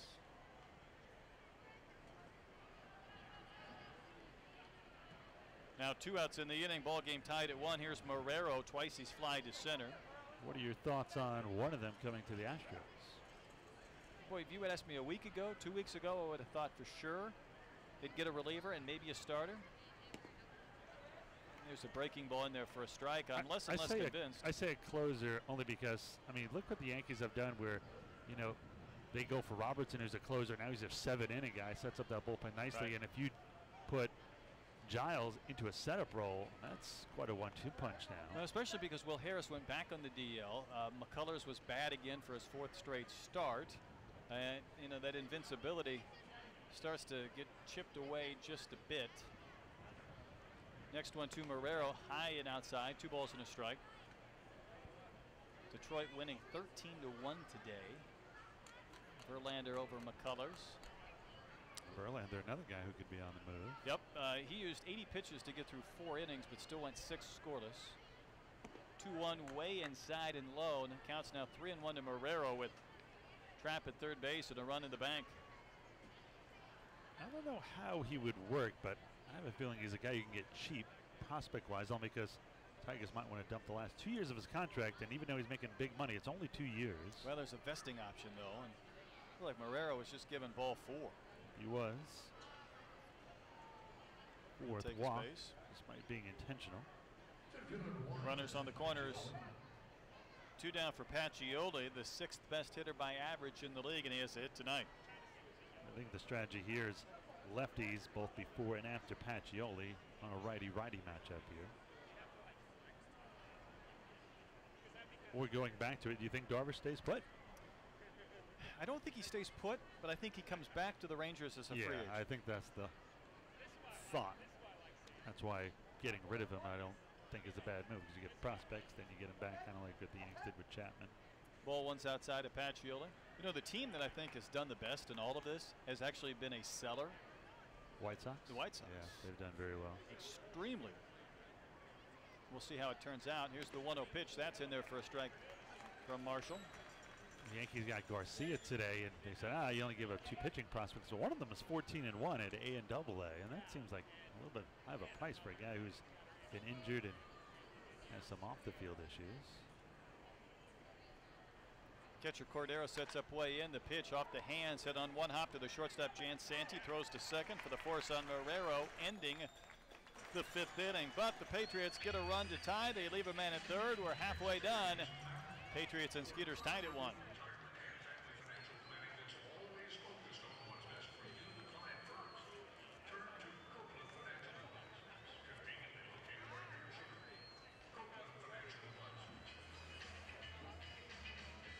Texas Rock Bureau members get free tickets to Skeeters games on Sundays.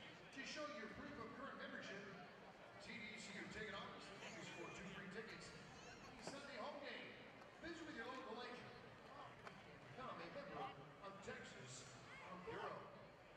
All right, fans, now time for the Kiss Cam. Brought to you by Great American Cook Harvest Life Creamery. See yourself on the Texas Science Video Board. Just snuggle up next to your special someone. You know what to do. There we go. That's the way to get it started.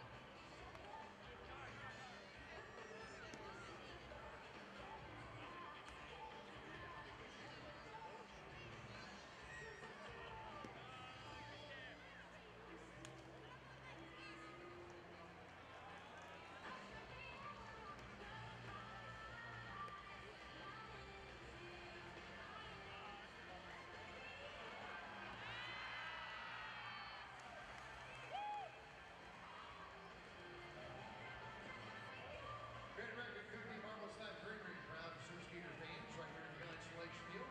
Grab yourself a nice little tasty treat located right behind the press box on main concourse.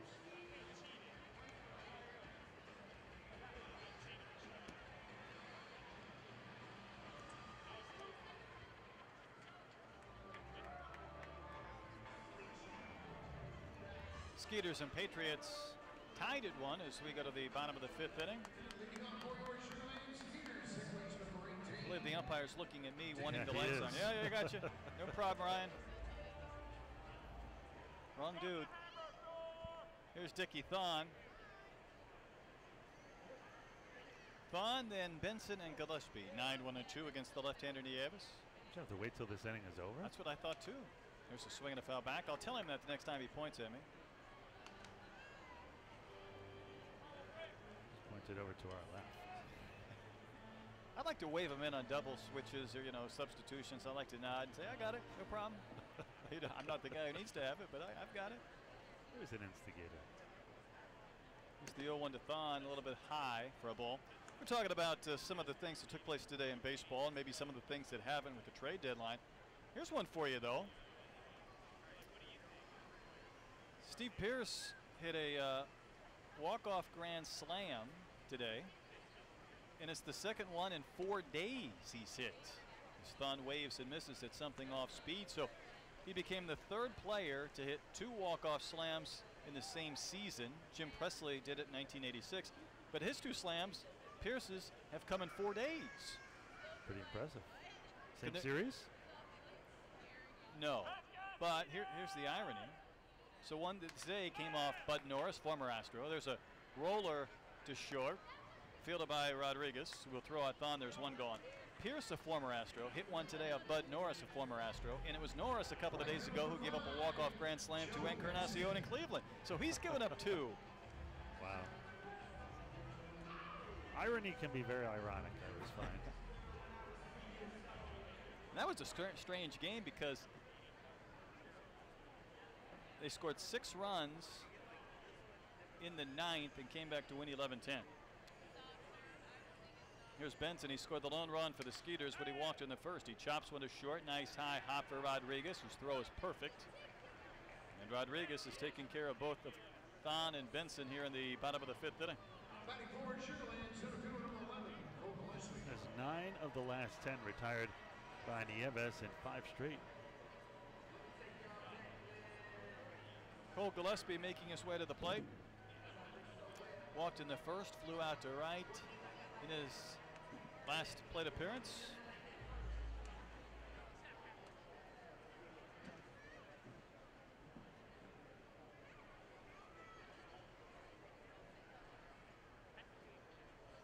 Skeeters had second and third, and with 1 out in the 2nd inning, didn't score. Leadoff double in the 4th inning, did not advance Rodriguez at all as Gillespie takes a strike, but they haven't had that many opportunities, but certainly a few to add to what was a 1-0 lead, now a 1-1 game.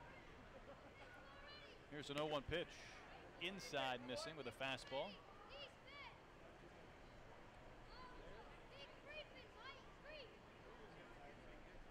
Still plenty of sunlight remaining on this Sunday evening. Started with a game time temp of 94 degrees. The 1-1 rides outside from the right-handed batter and misses.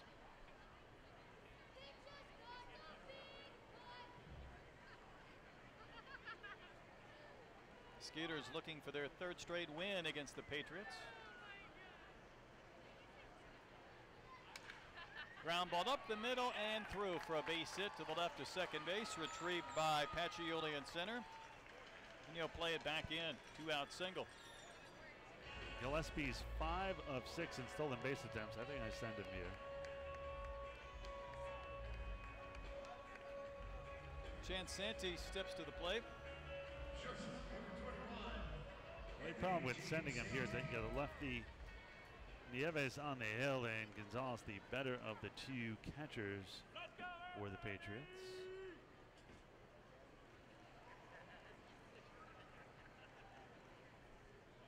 Chansanti 0 for 2. Takes one down near his back foot that misses. I think Nieves, seeing that is a possibility, had a little slide step on that first pitch. Yeah, he's pretty quick to the plate.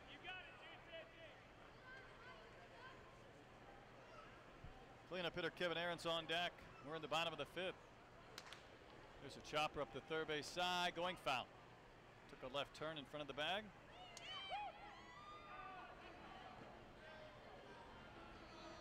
One run, 4 hits for the Skeeters. 1 run on 3 hits for the Patriots. No errors. This game that has reached the bottom of the 5th inning.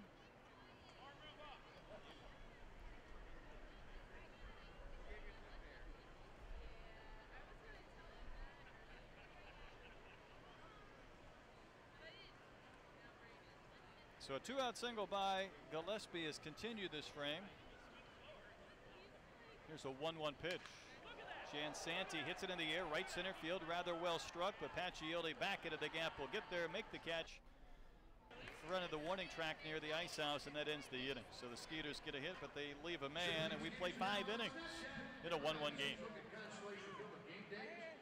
up to date with everything Skeeters baseball all season long. Hey, that is on Snapchat during tonight's game. You can do it. SL Skeeters. Alrighty, kids. Sunday evening at a ballpark. You know what that means? Time for deep and hard Texas. Sing along. Everybody on my feet, clap your hands. It's unofficial state song in Texas.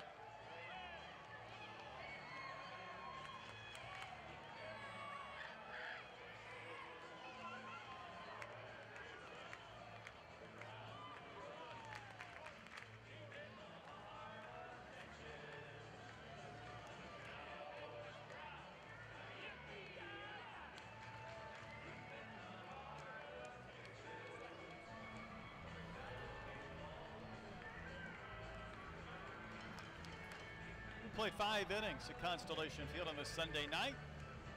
Skeeters and the Somerset Patriots are tied at 1.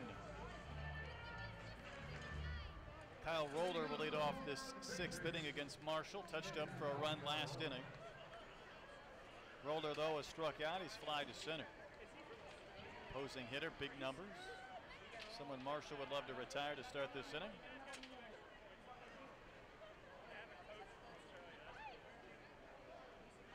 First pitch of the frame from Marshall. Waved at and missed. Sweeping curve. Offered after strike 1.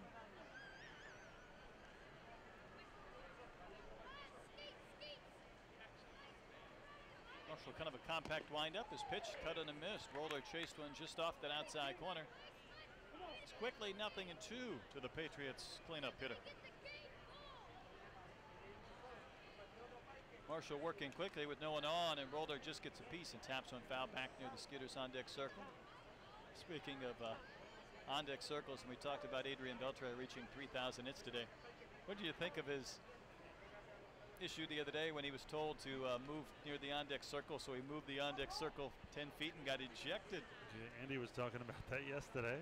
That was I don't think that's cause for ejection. He said stay in the circle, so he moved the circle. I mean, it was it's like not illegal to move the circle. I mean, it was a 17-2 game or something like that, and you're throwing out a guy who's chasing 3,000 hits. Fans stuck around just to see him bat one more time. That's true, yeah.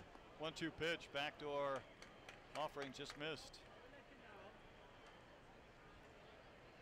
To me, it's something that you'd see in the independent leagues, right? A guy messing with an umpire would move it and get thrown out. It'd be a big brouhaha. 2-2 to Roller, and he swings it. He taps one out in front of the plate. It's going to stay in fair territory. The catcher Cordero picks it up and slings it to Scott. And Roller, the big power hitter, hit one about 12 feet, and he's out. Maybe we could do a promotion where you win a prize if you guess the player that gets tossed. Of course, the players may get in on that, try to get thrown out. Of course. Get rewarded with some Skeeter bucks or Pass something. the boot around for the guy who gets it. ejected. Not a bad idea. Minakazi has walked and popped to first. He takes strike 1.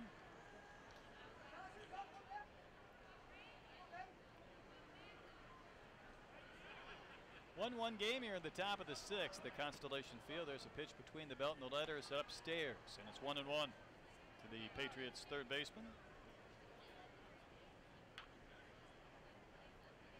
Marshall feet together, turned a little bit towards that third base on deck circle. His next pitch up and out for a ball. 2-1.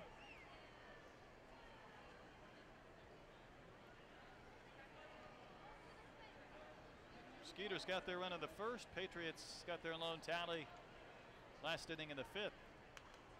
Big cut on a 2-1 pitch, and it's fouled back over the screen in the roof.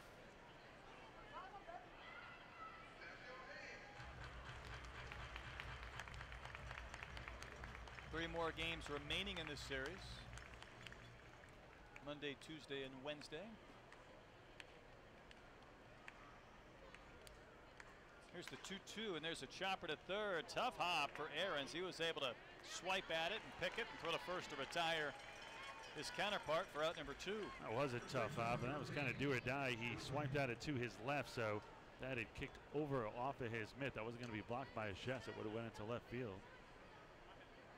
By the way, Roger Dorn is my third baseman on my fictional movie character, Diamond. He's kind of a pretty boy, though, wasn't he? Yeah, but he's still a character. He activated himself as the GM. He did.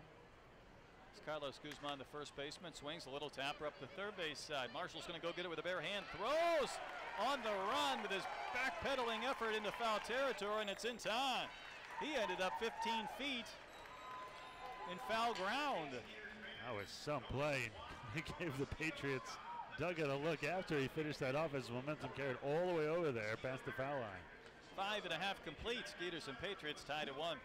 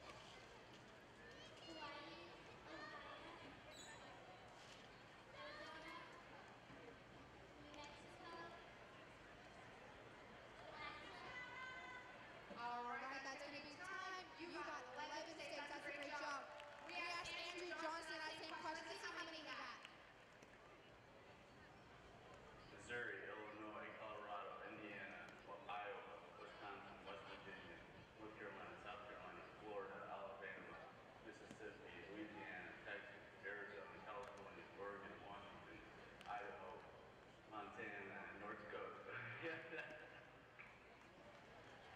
Wow. 20 states did a great job, but so just going to call you winners still. We're going to send it back to Tisha. I think Sonic are smarter than a Skeeter brought to you by Fusion Academy. Fusion Academy bonds relationships with one-to-one classrooms. That's right. One-to-one relationships. Skeeters and Patriots tied at 1 as this game advances into the bottom of the 6th inning. Kevin Ahrens, Wilfredo Rodriguez, and Travis Scott 4, 5, and 6 against the lefty Efrain Nieves. Ahrens has the lone RBI, a sac fly to center in the first inning. First pitch, a fastball strike over the outside corner at 87 on the radar gun. Wind isn't a big factor tonight. A gentle breeze at times kind of blowing in from right center. Next pitch is fouled off to the right, now to play. Take a look around the Atlantic League scoreboard. Bridgeport beats the Ducks 8-7. And it is York beating New Britain 9-2. And the Barnstormers beat the Blue Crabs 4-2. Puts Barnstormers 15-8 in the second half. Off to a good start, and they still have that one-game playoff. When is that? Decide. That is on August 14th between Southern Maryland and Lancaster. The loser could find themselves out for the second half. The pressure might be on Southern Maryland. Barnstormers off to a very good start, as you mentioned. I think you're right. Ground ball hooked to third. Minikazi's had a few plays today. His throw's a little bit low and is picked by Guzman, who stumbled but stayed on the bag just long enough to get the 5-3 out. The Blue Crabs also lost a cleanup hitter for the year, Wilson. That is not a deep team. That could be trouble for them in the second half.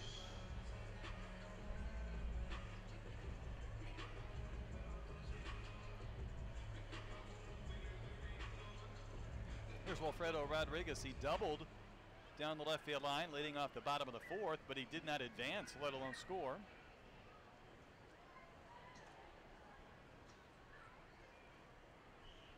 Nieves hides that ball, then he slings it behind his back. The pitch is swung on, rolled to short. Picked up by Rodriguez. And his throw to first easily in time, and there's 2 quick outs. I mean, not only do both of these pitchers between Nieves and Marshall induce a lot of ground balls, a lot of swings early in camp on both sides. Good point. They've been around the zone. They've had a lot of balls put in play.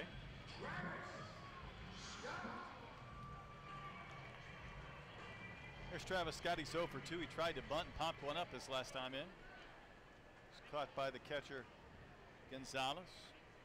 That was big. Would have put a runner in third with only 1 away. Nieves runs a pitch at the knees right on that outside corner away from the lefty for a strike.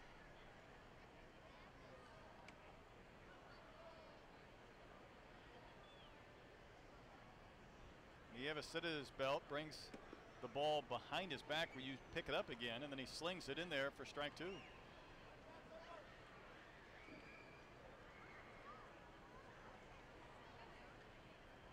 Nieves gets it out here. He's looking at like a 5-6 pitch inning. 2-strike pitch. Cut on and fouled at the plate, so Gonzalez unable to secure it, hold on to it. Travis remains alive at 0-2. Found it interesting too, and they were showing some of the highlights of Jeff Bagwell during his Hall of Fame speech. Behind Bags was Gary Gaetti. Another 2-strike pitch. Popped up, foul. It's going to be well out of play to our left.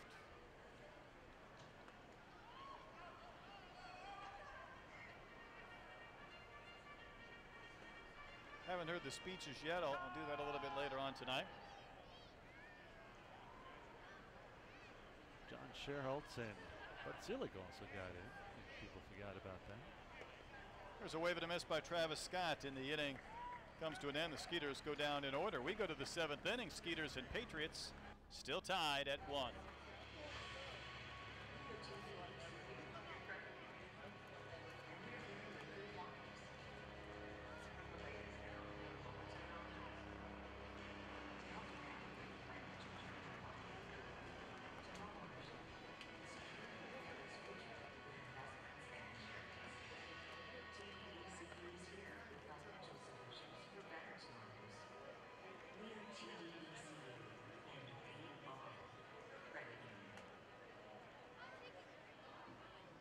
Howdy fans, it is now time for the Diddle Dash.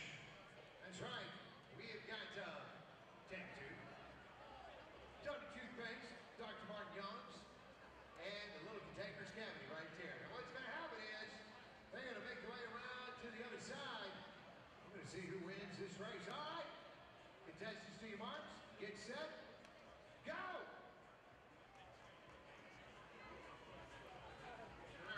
Like the Container's Cavity is in the lead. Oh no, the Tooth Switch Balls takes out Dr. Martin Young's. Are you serious?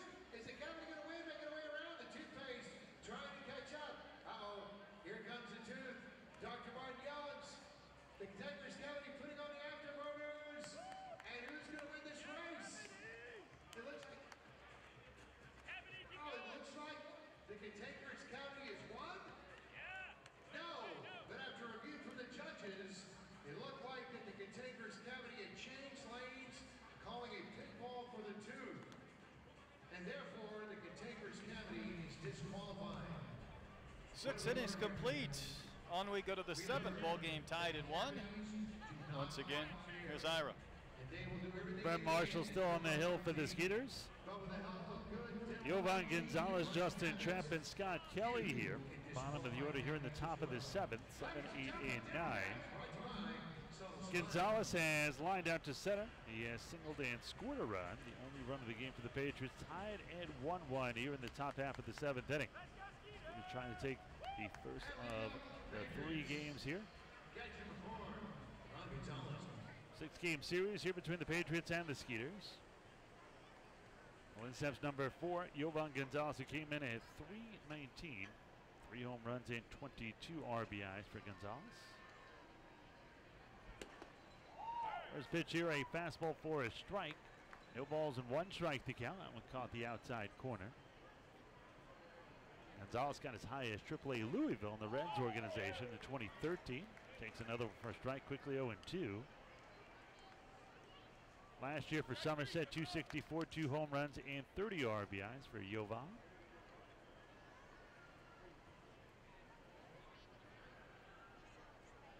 Marshall and Nieves locked in a pitcher's duel here. It's one tap foul back into the right of home. No balls and 2 strikes to count.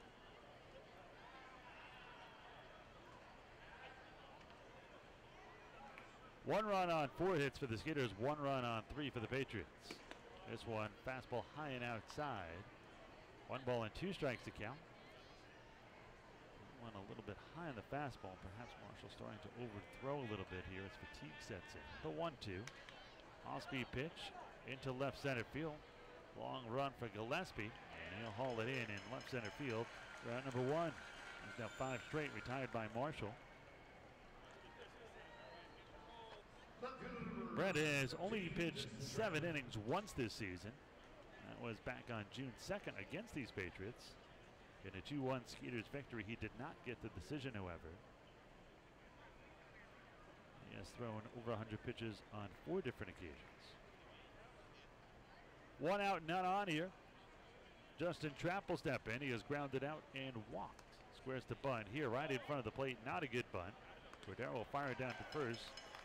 Catch it to the first baseman. 2-3 on the putout, and there's 2 down. He's now 6 straight retired by Marshall. 4,354 fans here at Constellation Field on a Sunday evening. It's starting to cool down a bit as the sun is going down. Well, maybe you're in a shirt and tie, maybe not for you. Let's see here. Someone opens our door behind us. It's like opening the refrigerator. Except there's no food on the other end. That's disappointing. For Mr. Carb like yourself, I guess that's doubly disappointing. Might be wrong. It's still 94 degrees. No, it just dropped to 89, just like that. 5 degrees. You can make it do that? Try it again. See if it goes to 84. It's not working again. Now it's really cool down below 90. 1 ball and no strikes here to Scott Kelly, who has a sack bunt and ground out. He's 0 for 1. This one misses. 2 balls and no strikes to count to Kelly.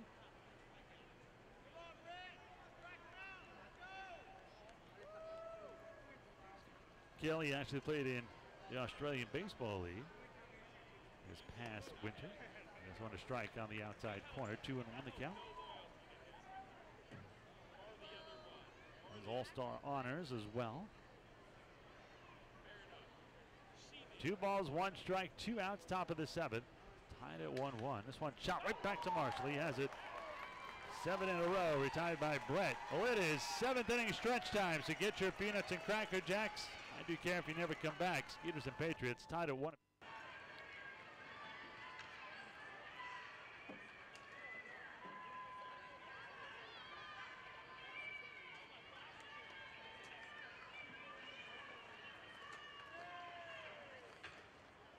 Alrighty, fans, middle of the 7th. You know what that means. It's time for the 7th inning stretch. Buddy, up on your feet. We're going to take you out to the ball game. And to lead us in that classic rendition. There he is. That's good looking. Early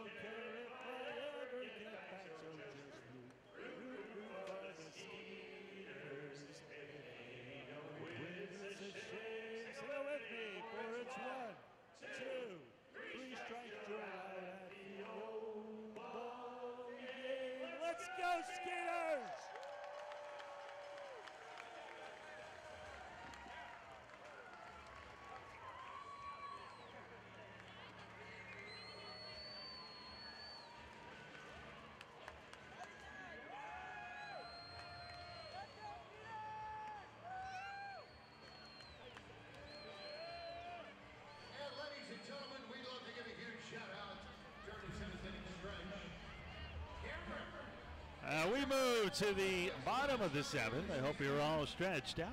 Ethan Werner back in the studio, limbering up.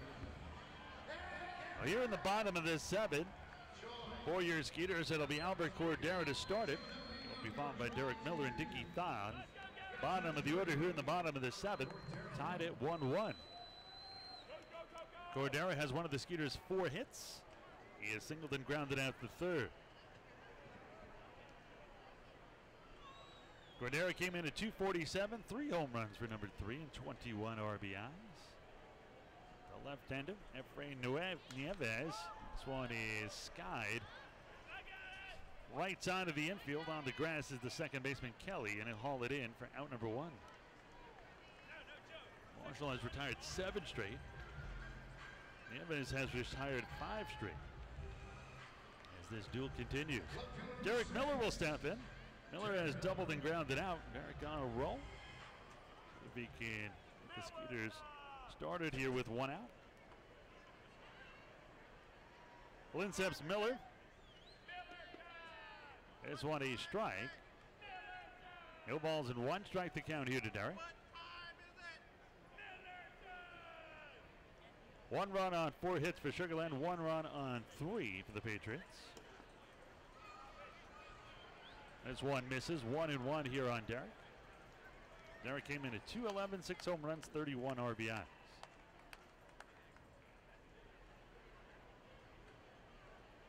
Looks like action is about to start in the Patriots bullpen.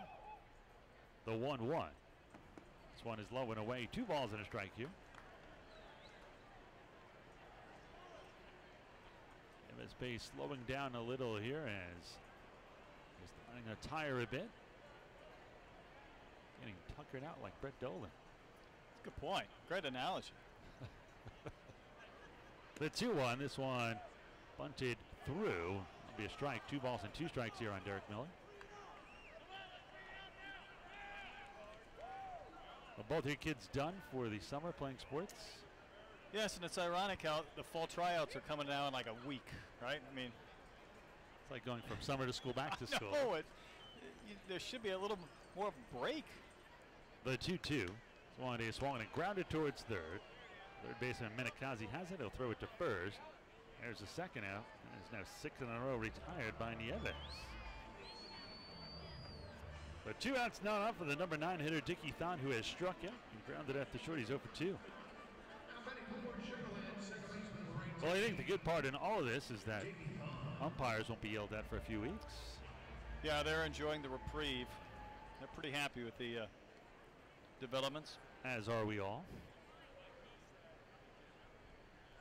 In steps Thon. Stands very close to the plate from the right side. The ground to the third. Minikazi has it again. That'll do it. Second straight 1-2-3 inning as both Nieves and Marshall continue to battle here through 7. They have both retired 7 straight, tied at 1-1. Back in a moment. I'd love to give a huge shout out and thanks to Rage Occasion for providing the front office staff deal tonight. Rage Occasion is the home of authentic Cajun cuisine. Finest ingredients and recipes bring the flavors of Louisiana to the Houston area. Visit them at ragin-cajun.com.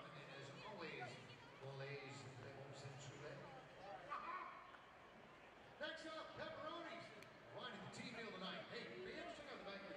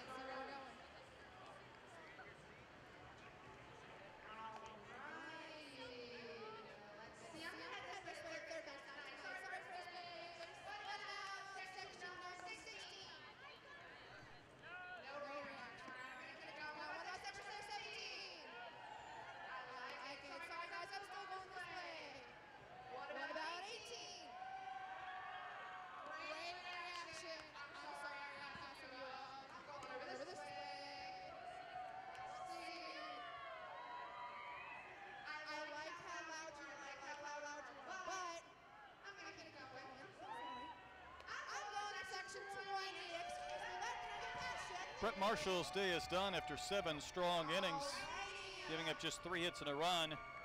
On to replace him is the left-hander Dustin Richardson, making his 39th appearance, 1 and 4, 4 saves, and a 5.17 earned run average. Well, Richardson will take over here. Marshall, what an afternoon or evening. He goes 7 innings. He allows 4 hits, just 1 run, strikes out 2, walks 4. That was an intentional walk. With Michael Nix to play in the Chinese Professional Baseball League.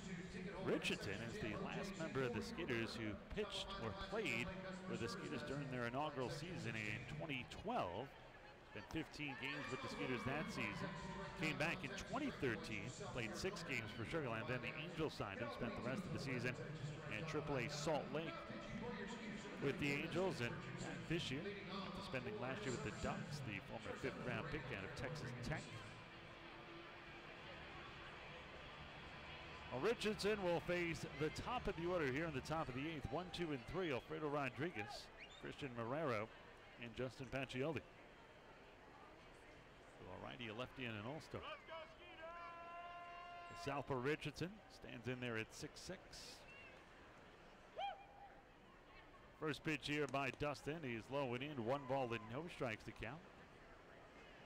Scouts credited Red Raiders pitching coach Lance Sproul for improving Richardson's control and delivery, which weren't nearly as polished when he was at Cowley County Community College, Kansas, before he went to Texas Tech.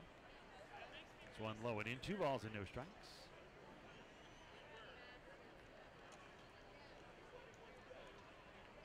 Range is slightly blowing in from left center, which will still make it difficult for left-hand hitters to hit it out as you hit it on a line. The 2-0. This is inside. 3 balls and no strikes here from Richardson. This one at 90 miles an hour.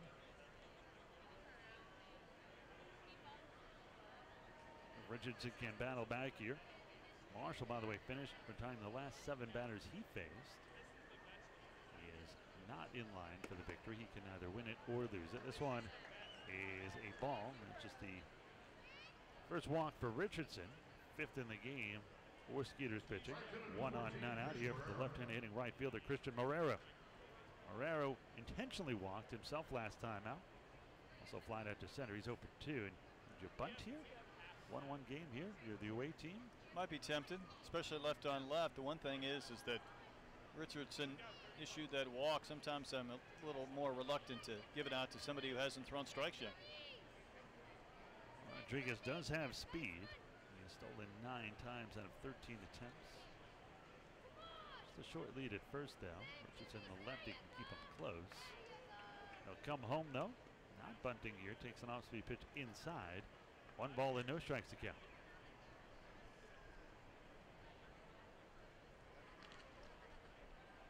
One run on 4 hits for the Skeeters. 1 run on 3 for the Patriots. Neither team has made an error. In fact, only 1. They'll make that 2 errors in the series. 1 apiece by 2 by the Skeeters, 1 by the Patriots.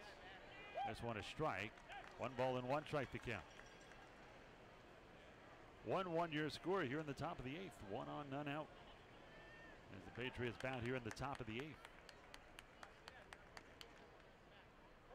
Skeeters have kept the Patriots bats quiet here through the first 3 games. 11 hits and almost exactly 26 innings. 25 plus as being inning number 26. The 1-1 here by Richardson. This one is high, 2 balls and a strike. Richardson having trouble with the strike zone here to start. They can get back on track in a hurry. Richardson usually a pretty accurate pitcher. Another part of a pretty big trade, 2010. Middle of the winter, the Marlins sent Andrew Miller to the Red Sox. They acquired Richardson. The 2-1 by the Skeeters southpaw. Curveball catches the inside corner. 2-2. 1-1 here in the top of the 8th. Richardson is prime, a fastball 88 to 95. So has that great swing and miss slider. It's a decent changeup. The 2-2. Swung, a missed strike 3 as Richardson blows a fastball past him. 82 miles an hour. Back on track now. 1 on and 1 out. I'll bring in all-star center fielder Justin Pacioli. Pacioli has singled, fouled out, and hit into a fielder's choice. Pacioli came in at 304, no home runs, 24 RBIs.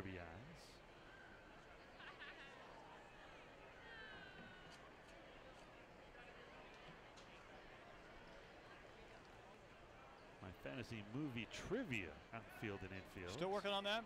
Yeah, I need a first baseman badly.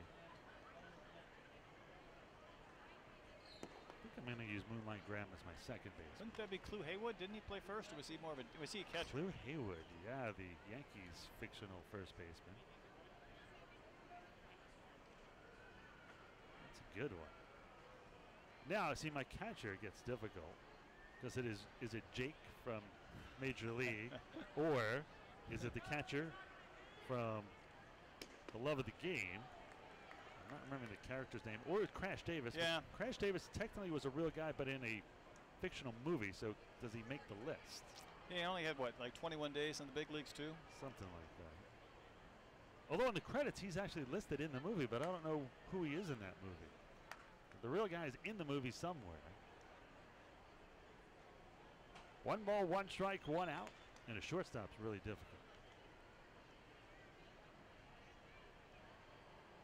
You're getting it. You even have a DH and a manager. Actually, you know, this guy did play first base too in the movie. A little bit. The 1-1 here from Richardson. Here's one low and away, 2-1. It's going to use Stan Ross as the DH, Mr. 3000. How about Tom Selleck's character? Oh yeah, what was his name? That's going to be a tough one. What was? Oh, who's the DH? Yeah, I went over to Japan, hit all the home runs. Mr. Baseball. Yeah, Mr. Baseball. 2 balls and 2 strikes to count here as Pacioli fouls it off.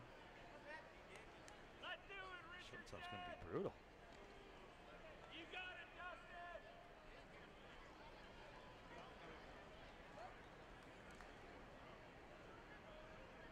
Outfield's pretty good though. Pedro Serrano in left. Willie Mays Hayes in center. Roy Hobbs in right. Yeah, Roy Hobbs.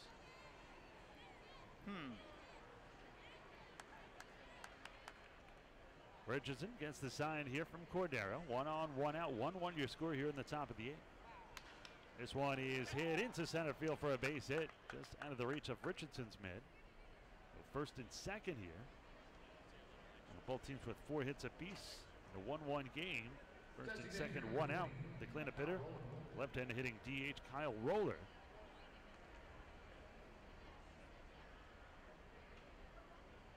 Well, I do not have a shortstop. How can that be? Because how many fictional shortstops can you think of? It's not like I could use Tanner from the Bad News Bears.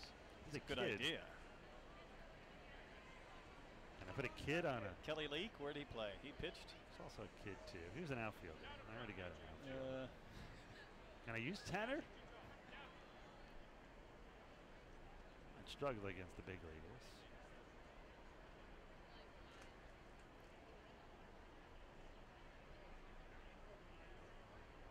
Well, in steps the left-handed hitting Kyle Roller. that's a balk. And yep, he's called for it. Both runners will advance. That is a tough balk. Now instead of first and second with 1 out, it's second and third. Now a sac fly brings in a run. And Richardson fake towards first and stop. The scout was not on the bag. Yeah, how do you do that? I mean, Travis isn't within 25 feet. That's just a brain cramp. Now the infield forced in all the way around. Roller's the way against first pitch. You intentionally walk Roller, power hitter. I know you have the lefty-lefty matchup. One fouled off left side, 0-1. I think you lean on the breaking balls and see if he'll help you. And Akazi, the right-handed hitter on deck. Then after that, it's Carlos Guzman, another lefty. think you're right.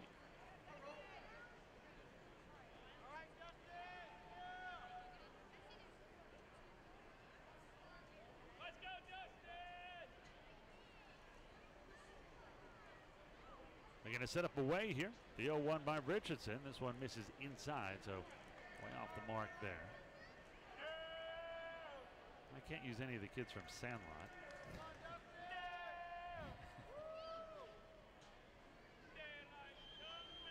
Emails in the outfield. I can't think of even a player. This one swung and missed. 1 and 2 money balls based on real guys, so I can't use that either.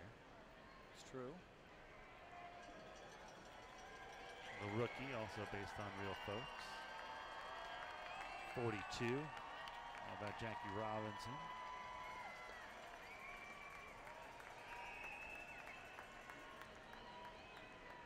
The 1-2. Swan and hit into right center field. Well, Gillespie dives for it. He'll come up with it, but tagging and coming down to score is Rodriguez. Going to third is Pacioli. Now he's going to come all the way around and score on a sac fly from second as Gillespie couldn't get up. And it is a 3-1 Patriots lead. Heads up by Pacioli. Scores on a sac fly from second. 2 RBIs on a sac fly. You'll see it every once in a while. There was a tremendous effort by Gillespie. In his haste to get rid of the ball after the face plant, he just kind of flung it to the infield. Thon and Benson both racing out to try and get the ball, but Pacioli never stopped. Unfortunate series event. First and second, the balk, and now the sac fly that brings home a pair. I think Roller thought the ball wasn't caught. He stayed at first base, but he's going to get 2 RBIs on the sac fly.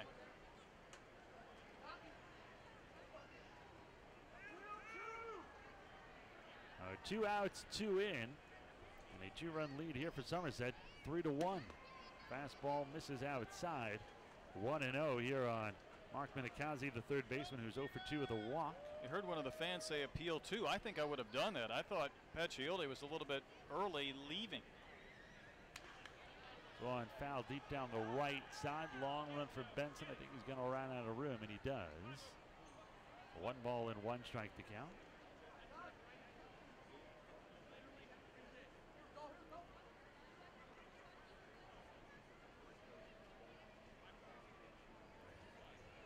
Bad series of events here. Too bad Marshall really pitched very well.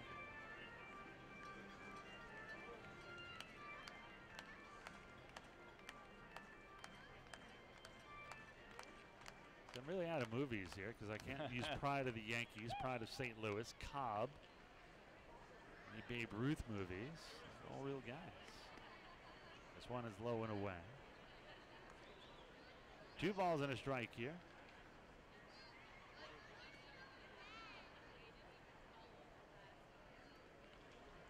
The Fan with Robert De Niro.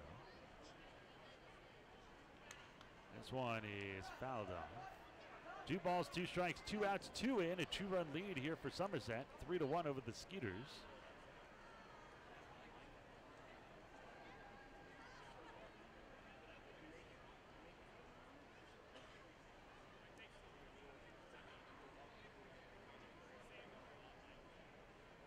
Richardson can get out of this inning. He set up outside. The 2-2 Swan and fouled off the mask of Cordero all the way up here to the top of the screen. That remains 2-2.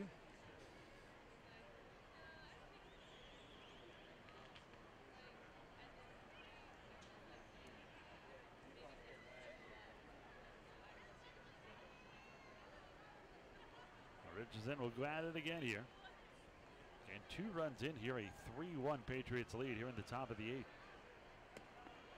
Check swing that catch the inside corner. They appeal. There's no way he went around, and he did not.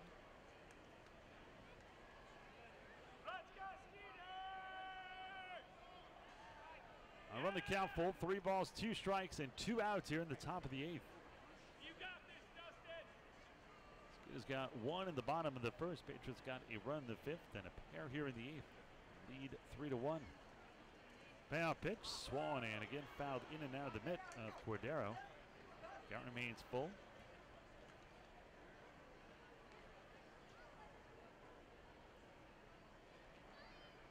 All teams with 4 hits apiece.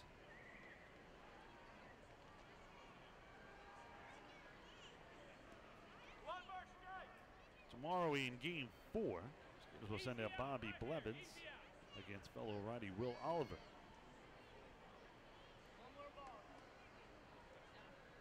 The southpaw Richardson will kick and fire the payoff pitch again and again. Foul back. Pitch number 8. Richardson's got to be frustrated, but Minikazi was the one who kind of kicked his head back like, goodness. I was going to say the same thing. He's the one that looks more frustrated than the pitcher. He feels he's missed 3 pitches. That's probably it. Hard. A couple in the zone. He felt like he could have squared up. This will be pitch number 8 here.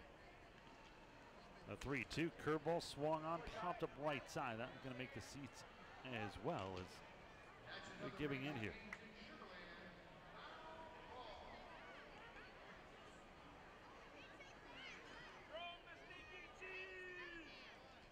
Minikazi steps back in here. See if Richardson tries to bust him in with a fastball. Skeeters trailing 3-1 here in the top of the 8th with a pair by the Patriots here. And again fouled off. 10th pitch of this at bat. My goodness. Richardson, I think, is communicating with Minikazi. They had some type of back and forth right there. Maybe saying, where would you like it? Where do you want me to put it?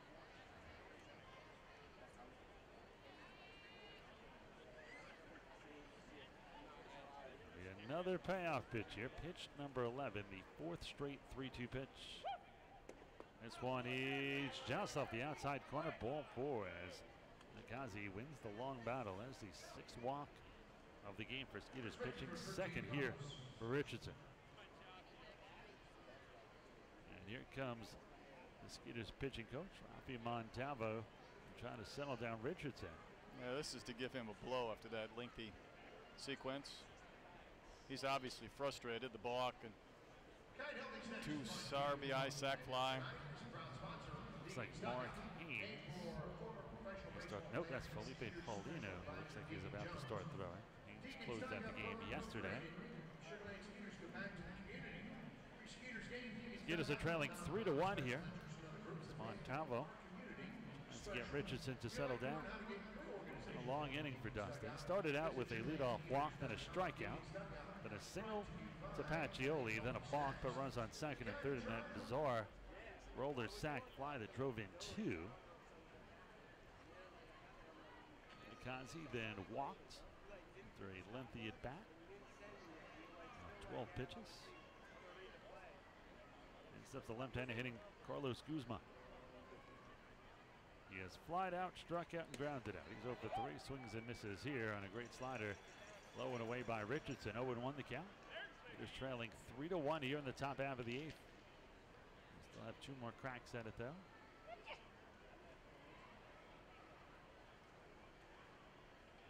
Lefty-lefty matchup for Richardson. They set up outside again. He's won a strike on the inside corner and quickly 0-2 here to Carlos.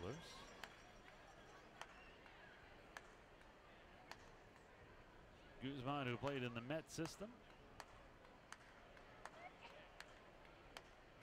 Richardson, we got to the big leagues with the Red Sox. The 0-2. One in the dirt. Nice play by Cordero. 1 ball and 2 strikes to count. You could have any World Series replayed with a different outcome. Which would it be?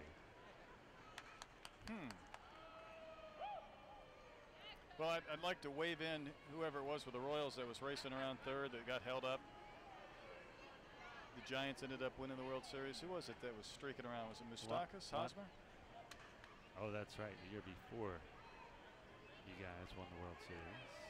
Mad Bum on the hill. Yeah, I think that was Moose. 1-2 the count.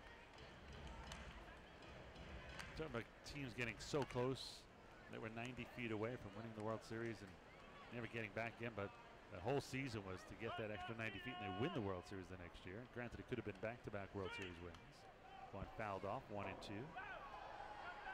It looked like your Royals window was about to close, but they're right in it. There's a lot of teams that are, you can't tell if they're in it because everybody's somewhat pitiful or whether there's just such a log jam of teams that are kind of still in it for that second wild card. The 1-2 by Richardson. Swat and miss as Guzman really chased the ball way out of the strike zone, lowered away, and that will do it. But the Patriots get a pair of runs. They get 2 runs on 1 hit, no errors, and 1 man left on base. Middle of the 8th, it is now the Patriots in front for the first time tonight. They're up by a pair, 3-1 over the Skeeters.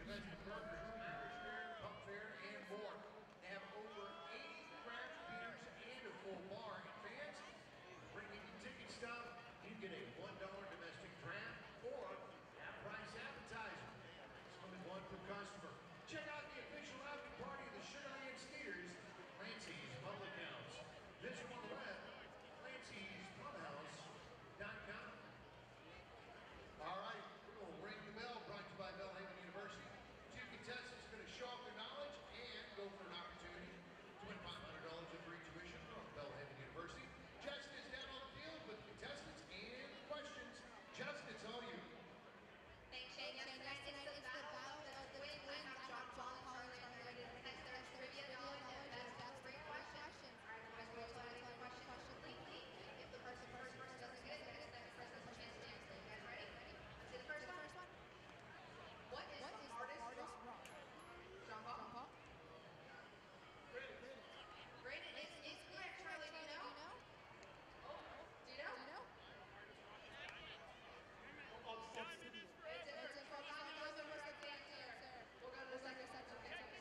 What is first letter on a typewriter?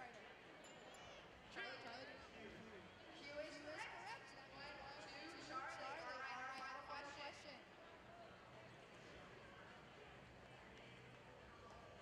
Who said E equals MC squared? Oh, it was close. I'm gonna have to give it to Charlie. What do you think? That is correct. Yeah.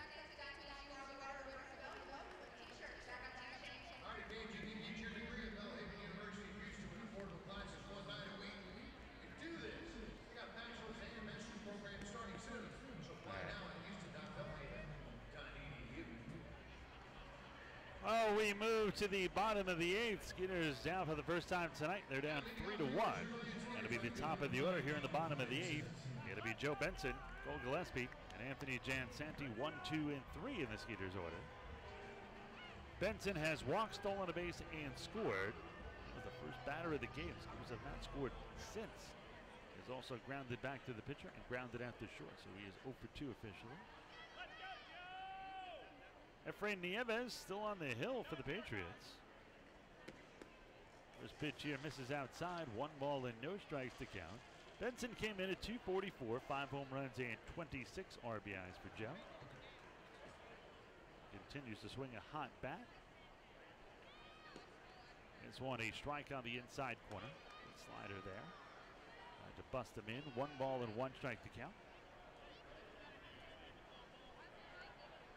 Benson briefly with the Skeeters in 2015. The 1-0. I recall he didn't even play a home game that year. Skeeters got him on the road trip and he was gone before the road trip was over. It was a 10-game road trip. Skeeters headed out on their longest road trip of the season after this series. A lengthy one indeed. Skeeters will start off in Lancaster for 4, and 3 in New Britain, and then 4 in Bridgeport for an 11-game road trip as Benson swings and misses. That'll be a nice kick in the rear end. Yeah. 9 straight now retired by Benson. Excuse me, by Nieves. Cole Gillespie will step in. Been on base twice with a walk, a single, and sandwich between a fly to center. He made that great catch on that sac fly, but couldn't get up in time, and 2 runs scored on the sac fly. This one slung in there, sidearm, 1 ball and no strikes, and just high and away. All power's good for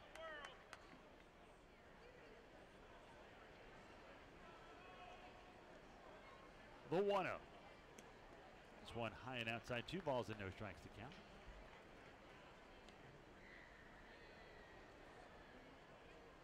Somebody is about to start throwing the Patriots bullpen. throwing a fictional ball. It's the best type. One is fouled into the screen. 2-1 the count. I really don't think he's throwing anything. I think he's just following through his warm-up prep. Nothing can go wrong when you're throwing a fictional baseball. I think that fictional one was for a ball, however. It was outside. Yeah, how come nobody in the backyard ever dreams of throwing ball 4? This one is rifled into right field. There's a base hit as Gillespie goes the other way with authority. On base for the 3rd time, his 2nd hit. Now the Skeeters bring the tying run to the plate in Anthony Jansanti. I think he might have to start throwing a real ball in the bullpen. You might be right. And as I say that, here comes manager Brett Jody. Has he made the move already? Yes. Wow, 1 hit. Nieves is gone. It did actually look like he was losing it, even though he threw to 1 batter and struck him out. Former Yankee Brett Jody will go to the bullpen here. Hopefully the new pitcher comes in. We'll be throwing a real live baseball. 1 on and 1 out here. Skeeters trailing by a pair, 3-1. Find out the new Patriots pitcher is when we return here right after this message.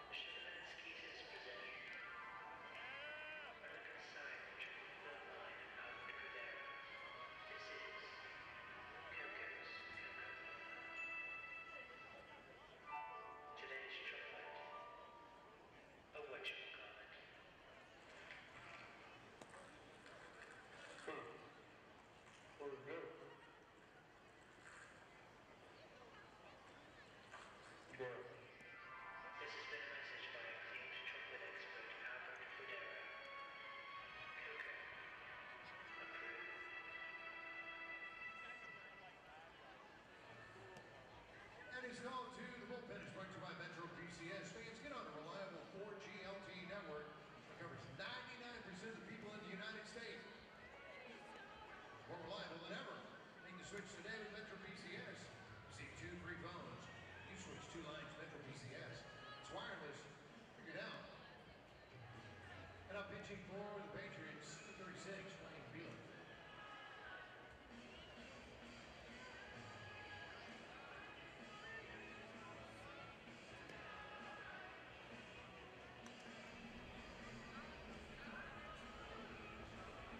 Seven and a third innings for Efrain Nieves, and now on out of the bullpen is Dwayne Bilo, making his 30th appearance.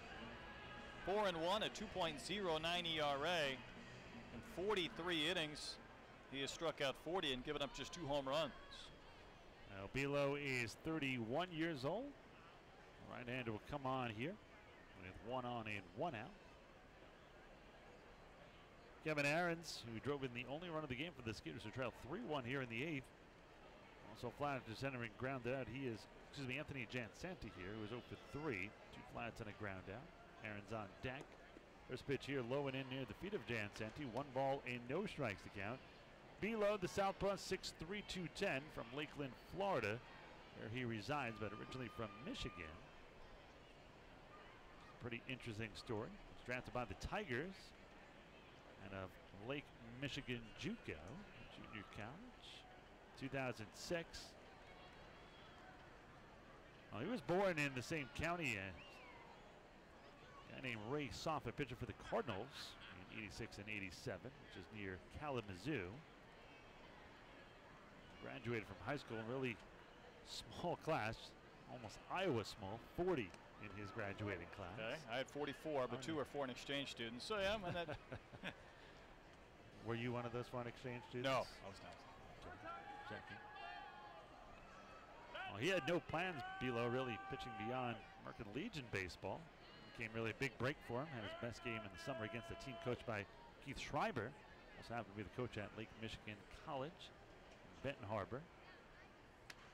This one is fouled off to the right side. 1 ball and 1 strike to count. He's a pretty good athlete and a gym rat. Below also filled in as quarterback, passed for 200 yards in a game on high school. Also dunked a base basketball, but barely, they say. Completed an alley-oop in a rivalry game against Deerfield. As a senior, he hit 11 home runs. So struck out 15 in a regional tournament game. 2007, Bilo was the Tigers minor league pitcher of the year, leading the Midwest League with 160 strikeouts on a 13-5 record and a 2.97 ERA. 2010, he was the 15th best prospect in Detroit's organization.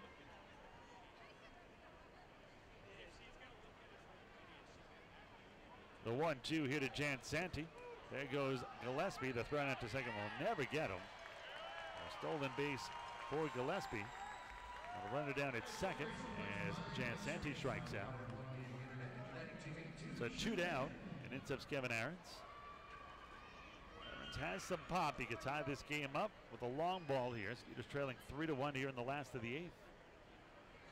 Now batting for your Skeeters, your baseman before your holiday cleaners cleanup banner of the game, Kevin Ahrens. So in steps Kevin Ahrens against lefty Dwayne Bilo has a fastball 88-94. So a curve, a cutter, a slider, and a changeup. So it's a pretty good command at locating his pitches.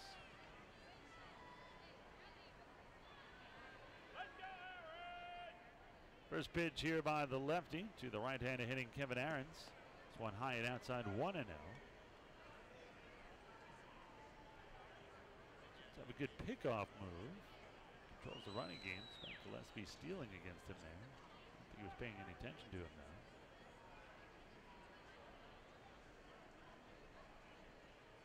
The 1-0 fastball catches the outside corner. 1 ball and 1 strike to count. Skeeters trailing 3-1 here in the bottom half of the 8th inning.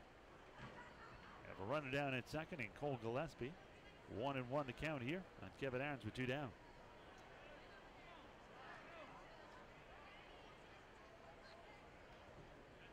Now Bilo steps off. Bilo spells his name like below. B-E-L-O-W. It is pronounced Bilo. The 1-1 swung in, hit up the middle, through for a base hit. They're going to wave around Gillespie. He's going to score, and the Skeeters cut it to 1. They trail just 3-2. Good clutch 2-out hitting here by Ahrens, his 44th RBI of the season. Cuts the deficit to 1.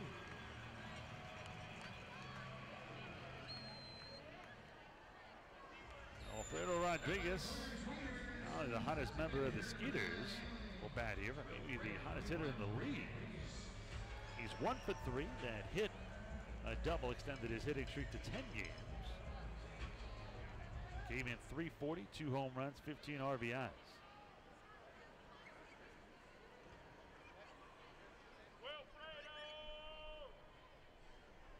Ronnie Shaban is the closer on this team. He has 6 saves. We see him in the 9th if there's still a lead. Ahrens has got a bit of speed, chased back by Bilo. Ahrens doesn't run often, but a smart baseball player. Pretty good instincts, will usually make it when he does. Ahrens on the season, 4 stolen bases in 4 attempts. First pitch here, a strike on the outside corner to Rodriguez, 0-1 the count. Skeeters down by just 1. Both teams have exchanged runs here in the 8th. It was tied coming into the 8th. Somerset scored a pair. Skeeters answer with a solo run so far, trailing by 1, 3-2 here to the Patriots. The 0-1 from the southpaw, but he's going to chase back Kevin Ahrens first at first. There's just a small lead off first. Got back easily standing up. 3 runs on 4 hits for the Patriots, 2 runs on 6 hits for the Skeeters. Neither the team an error on either side. They set up outside, and this one is a strike on the inside corner. Rodriguez didn't think so, but down in the count 0-2. Grits his teeth. A big difference in a count. Would have been 1-1, now 0-2. Rodriguez forced to swing at anything close. Aaron does not go. Little blooper into center field. It's going to fall in for a hit. So Rodriguez fights it off, and now the tying run in scoring position when Aaron's down at second. Third hit of the inning. Second here against Bilo. Travis Scott will step in. Scott always a good clutch 2-out hitter. He's 0 for 3. He has struck out twice and sandwiched between a foul out to the catcher, Gonzalez.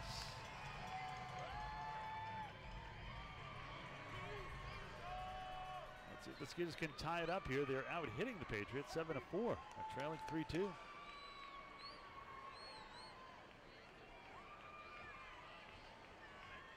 Action about to start in the Patriots bullpen. Probably Ronnie Shaban.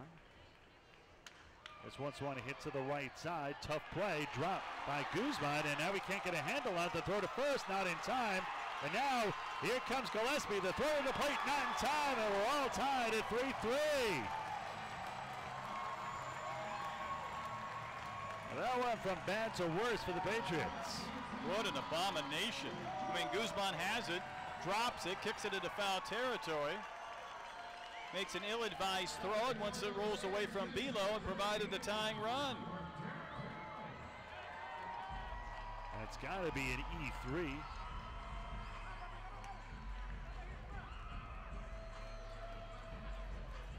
That'll bring in number 3, Albert Cordero. Now this gives us a chance to take the lead here with 2 down and 2 on. Rich hitting Cordero, batting here from the right side against the lefty.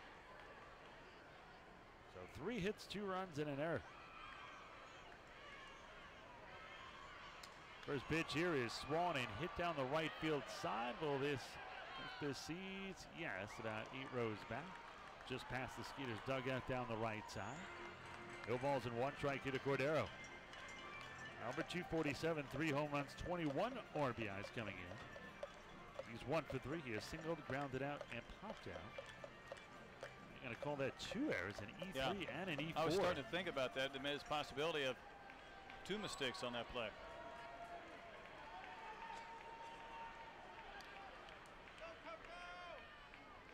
Go ahead run down at second. And Wilfredo Rodriguez. Big gap in right center for Cordero if he can go the other way. Swung and foul tipped into the mitt of the catcher Gonzalez. No balls and 2 strikes here on Cordero. 3-3 here in the bottom of the 8th. Both teams have exchanged a pair of runs here in the 8th inning. It was 1-1 coming into the 8th. Now tied again here at 3. The 0-2 by Bilo. Swung and missed strike 3, and that will do it. Well, the Patriots pitchers strike out the side, but the Skeeters get the benefit. They get a pair of runs. They get 2 runs on 3 hits, 2 errors, and 2 men left on base through 8 innings of play. All knotted at 3 apiece.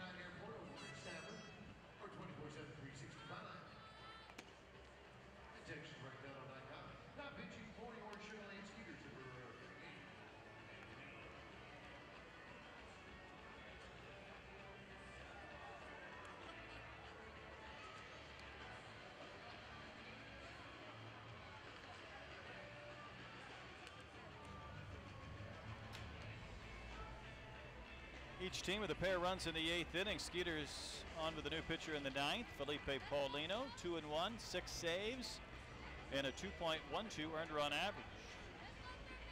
Paulino, the former big leaguer, originally signed by the Astros as a shortstop. Quickly moved him to the mound. 3 years in the big leagues with the Stros, 2007, 2009, and 2010. Actually made him a starter in 2009. Was not a great season. 23 games, 17 starts. He was 3-11 with a 6.27 ERA.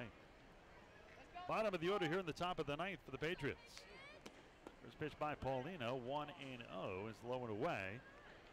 Yovan Gonzalez, Justin Trapp, and Scott Kelly here. Gonzalez has lined out. He has singled, scored a run, and flied out to center. He's 1 for 3. One grounded through the left side for a base hit. I don't know why there was such a gap on that left side with the right-handed hitter up. The leadoff single here against Paulino. Went a 1-2-3 inning in his first appearance back. You wonder if Trapp's going to be bunting here. I have to think so. The number 8 hitter, 0 for 2 with a walk. Paulino, part of a pretty decent trade in the winter of 2010. The Rockies sent Clint Barmas to the Astros, acquiring Paulino. Barmas, the longtime Rocky, and squares the bunt here. Bunts it foul down the right side. 0-1 the count. Well, that is pathetic. I mean, if you're up there in a sacrifice situation, you rocket a ball 100 feet down the right field line trying to surprise somebody, either you're bunting or you're not. I mean, just to fake and try and bunt for a hit in a sacrifice situation, that's just awful. You got to bunt like a bunter and deaden the ball. It certainly had no backspin whatsoever. He's bunting again here, giving away, and now he squares and bunts this and deadens it right side of the mound. Good play. Paulino goes for the tag and just getting the speedy Trap. He's got a piece of him as he's running past him. That'll go down 1 unassisted. Now the go-ahead run for the Patriots down at second. Much better effort, deadened that perfectly, and if he had one more step, he would have beaten Paulino and forced him into a tough, awkward throw. A 1 out, runner down at second for Scott Kelly, who is 0 for 2 at 2 ground outs and a sack himself. Paulino spent time in the big leagues with the Rockies in 2011, the Royals in 2011 and 2012, and the White Sox in 2014. Coming up, spent time in 2008 and 2009 with the Rockies. And in spring training in 2008, Baseball America head moved Felipe Paulino all the way up to the number 2 prospect in the Astros organization behind catcher J.R. Tolles. He not only spent 5 seasons with the Astros, but we saw him here in the Atlantic League for Bridgeport in 2015. This one rocketed out to center field. Gillespie is there, and he'll bring it down for a very important second out.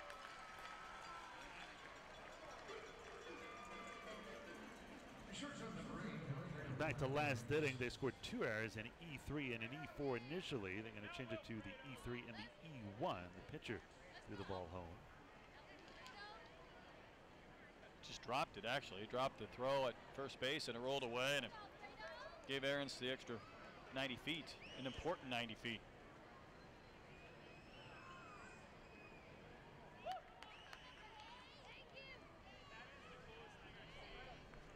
First pitch here by Paulino. This one is low and away. 1 ball and no strikes. If Paulino can get out of this unscathed, he'll give the Skeeters a chance for a walk-off win in the bottom of the 9th. How about this? We've had a sac fly, scored 2 runs on 1 play, and we had a ground ball to first that was initially fielded cleanly. Then 2 errors on the same play allow a runner to score from second base. You ought to be able to crawl to first base. The 1-0. This one low and away. The throw down to second is in time. What a throw by Cordero. Gets the napping Gonzalez, and that will do it. Pickoff will go down 2-4. Now the Skeeters with a chance for a walk-off win in the bottom of the 9th. Derek Miller, Dickie Thon, Joe Benson stick around. Skeeters will try to walk it off when we get back here in a minute.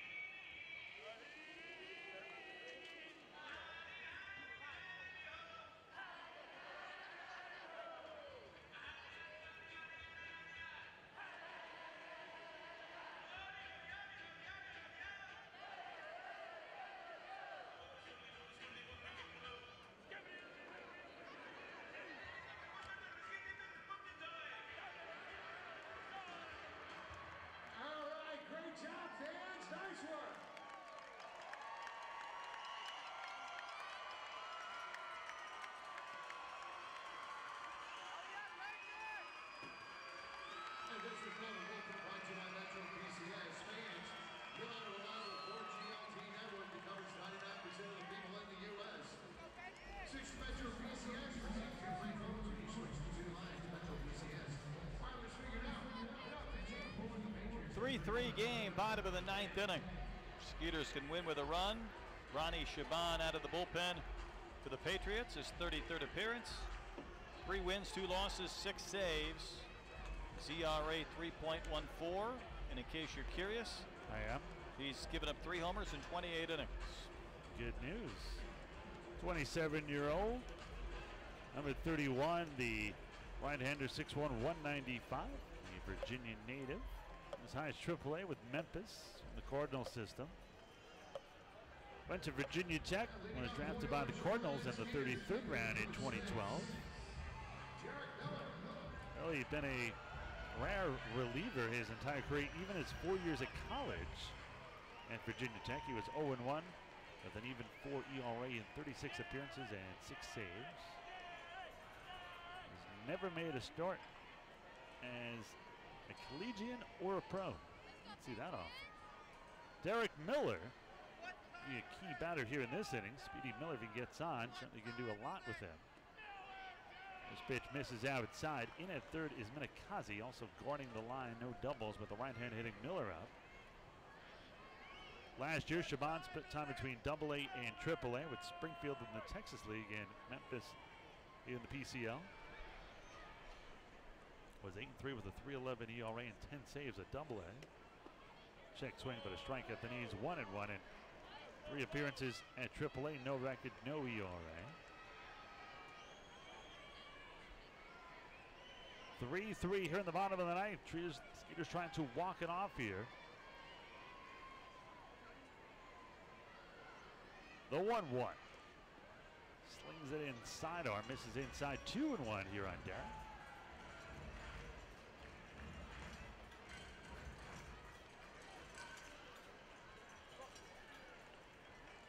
Well, very patient. You're going to have to throw him a strike.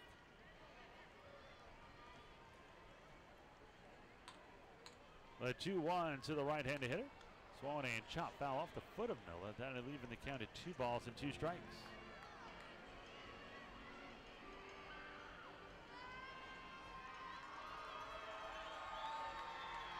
Shaban was drafted twice, originally drafted by the Orioles in the 49th round. Drafted by the Cardinals, as I mentioned, in the 33rd round. The 2-2 here to Derek Miller from the right-hander Shaban. Misses outside. 3 balls and 2 strikes, and Miller does what he's doing best, working the count.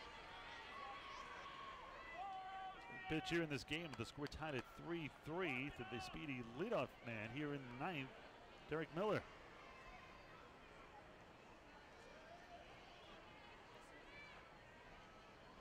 Payoff pitch here from Shaban to Miller.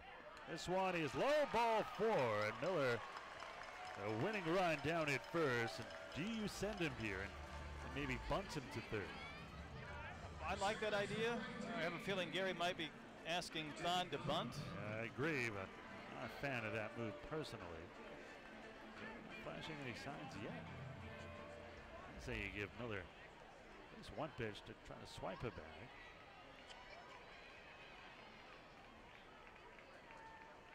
See what the Skeeters do here.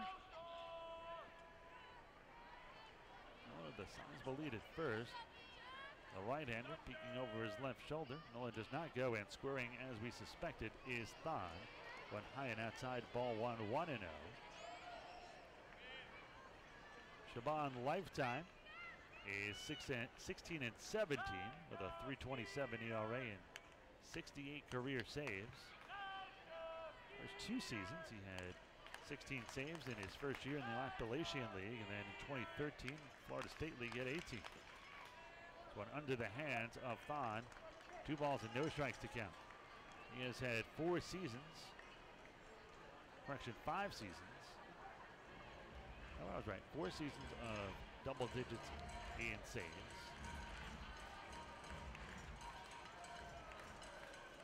Full time in the Mexican League in 2015. Last year with the Patriots, 3-2, a 3.14 ERA and 6 saves. Throw to first. Miller dives back in head first.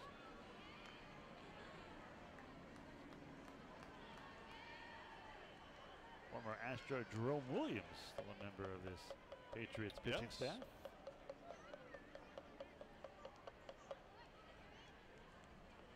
think of him as a giant. It's true.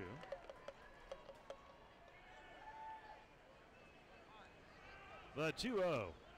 This one is a strike at the knees. I saw him on one of the highlights as Jeff Bagwell was about to give his Hall of Fame speech. I think he fed Bagwell. Actually, Bagwell made a nice diving stop. They were talking about his when he was moved from third to first. Actually, Yogi Berra's idea to move him from third to first.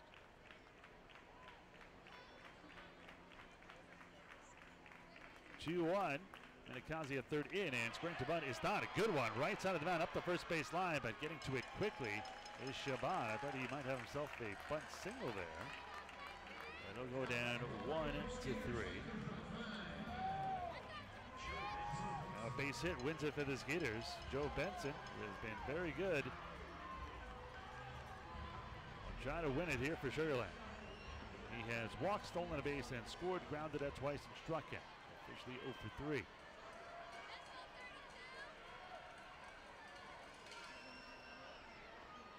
Ken Caminiti, who was at third, was one of the reasons they moved Bagwell over to first. He was traded from Boston because there was a guy named Boggs in front of him. So everything happens for a reason. And Bagwell came over from Boston in a trade.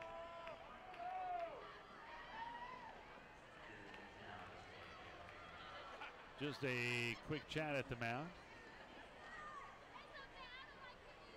3-3 here in the bottom of the ninth. Skeeters have the winning run down at second and Derek Miller. Ton of speed here.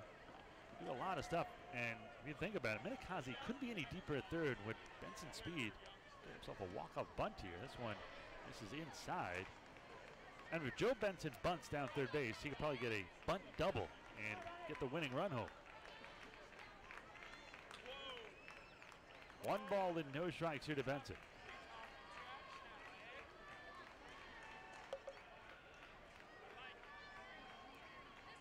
The 1-0. This one a strike on the inside corner. 1 ball and 1 strike to count.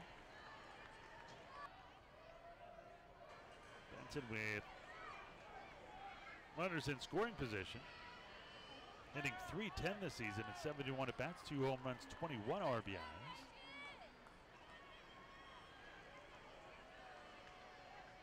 And Shaban turns towards second, no throw. Proving once again you cannot balk to second. You ever seen a balk to second? I've never seen one. I don't think so. They set up outside the 1-1. Swung and a miss. Big swing by Benson. Tried to end it on one swing of the bat. Now down to the count 1-2. He just didn't try and end it. He tried to hit one over the fence. I'm not normally a fan of stealing third with no force behind you, but that makes some sense here. Then Benson, all he would need was a sac fly or a wild pitch would win it for you. Also pressure. Miller steals third. Aaron throw goes into the outfield. He would come home and score the winning run. Nobody's holding him on either. A 1-2 swung and a miss as Benson chased the ball outside. There's out number 2. Now Cole Gillespie, who has singled both of his last 2 times up, will bat here. He's also walked, so been on base 3 times tonight. He's 2 for 3. He's also flying out to center. I don't think I pitched to him. Probably right. Then we have to deal with Anthony Jansanti. See what they do here. Looks like they're going to put him on here, and they are. It's the wise move. Based on play rules here in the Atlantic League, you just wave him down. You don't have to throw any pitches. Do you like the rule? I know people always will talk to that, one instance where a wild pitch with an intentional walk that happens like once every 5 years, but I like it. I'm fine with it. Good enough for Brett Dolan. It's good enough for me. Glad you agree. Anthony Jansanti will have a chance to be a hero here with 2 on and 2 out.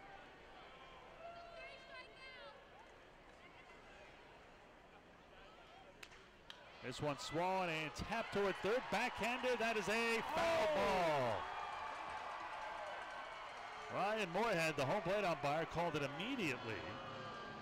I think that was the right call. Gary didn't argue, and he had a pretty good view.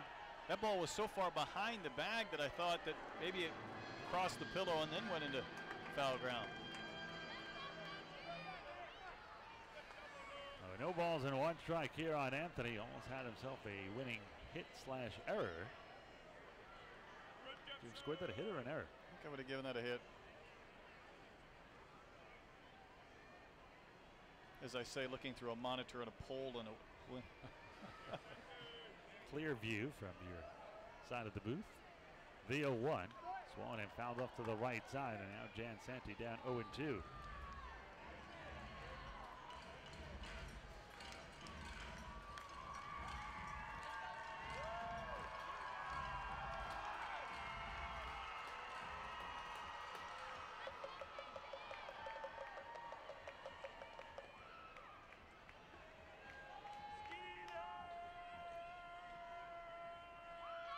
Right-hander Shaban deals this one way high and tight as Jan Santi had to get out of the way of that one. 1 ball and 2 strikes to kill. 2 on, 2 out. Tied at 3-3 here in the bottom of the ninth. Skeeters trying to win it in walk-off fashion. The dramatic Skeeters have taken the first 2 of this 6-game series. And sending yet another message here to the Patriots. A 1-2 to number 21, Swan, and hit into left center field. Will it get over the head of the left fielder? Yes! And that's the game. Justin Trapp couldn't get to it. Scoring is Miller, and the Skeeters with a walk-off win here in the bottom of the ninth on a very long single for Anthony Jansanti, who was mobbed by his teammates before he can get to second. Now RBI nonetheless. Number 32 as the Skeeters come back to win this one with 2 in the 8th and 1 in the 9th. And a 4-3 win here for Sugar Land. Final numbers look like this: 4 runs, 8 hits, no errors for the Skeeters, 3 runs, 5 hits, and no errors for the Patriots. Skeeters have taken the first 3 games of this series. We're going to take a break. We'll come back. We'll have our player of the game with our own Andy Humphrey. Give you the final numbers, highlights, and preview tomorrow's Game 4 matchup. All that more when we return on the Skeeters post-game show in a moment.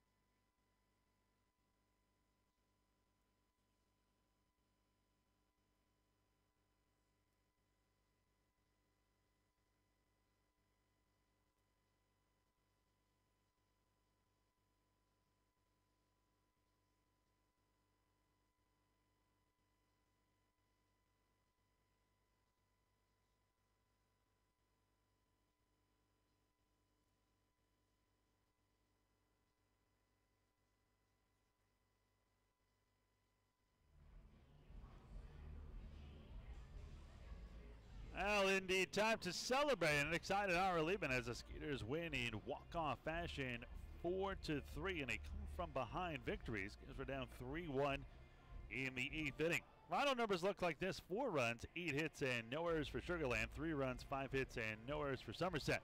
The winning pitcher is Felipe Paulino, who improves to 3-1 on the season. Ronnie Shaban drops to 3-3. Time of the game, 2 hours and 49 minutes in front of 4,354 fans here at Constellation Field. Let's tell you how this one happened. The Skeeters got off to a good start in the first inning.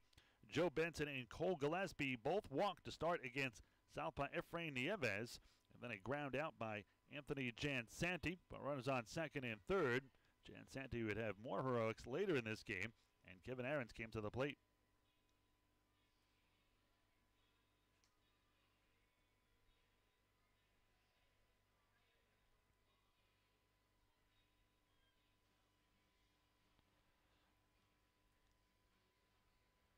Would stay that way until the 5th. It would be another sac fly, would tie it by the Patriots after Gonzalez led off with a single. Justin Trapp walked, a sac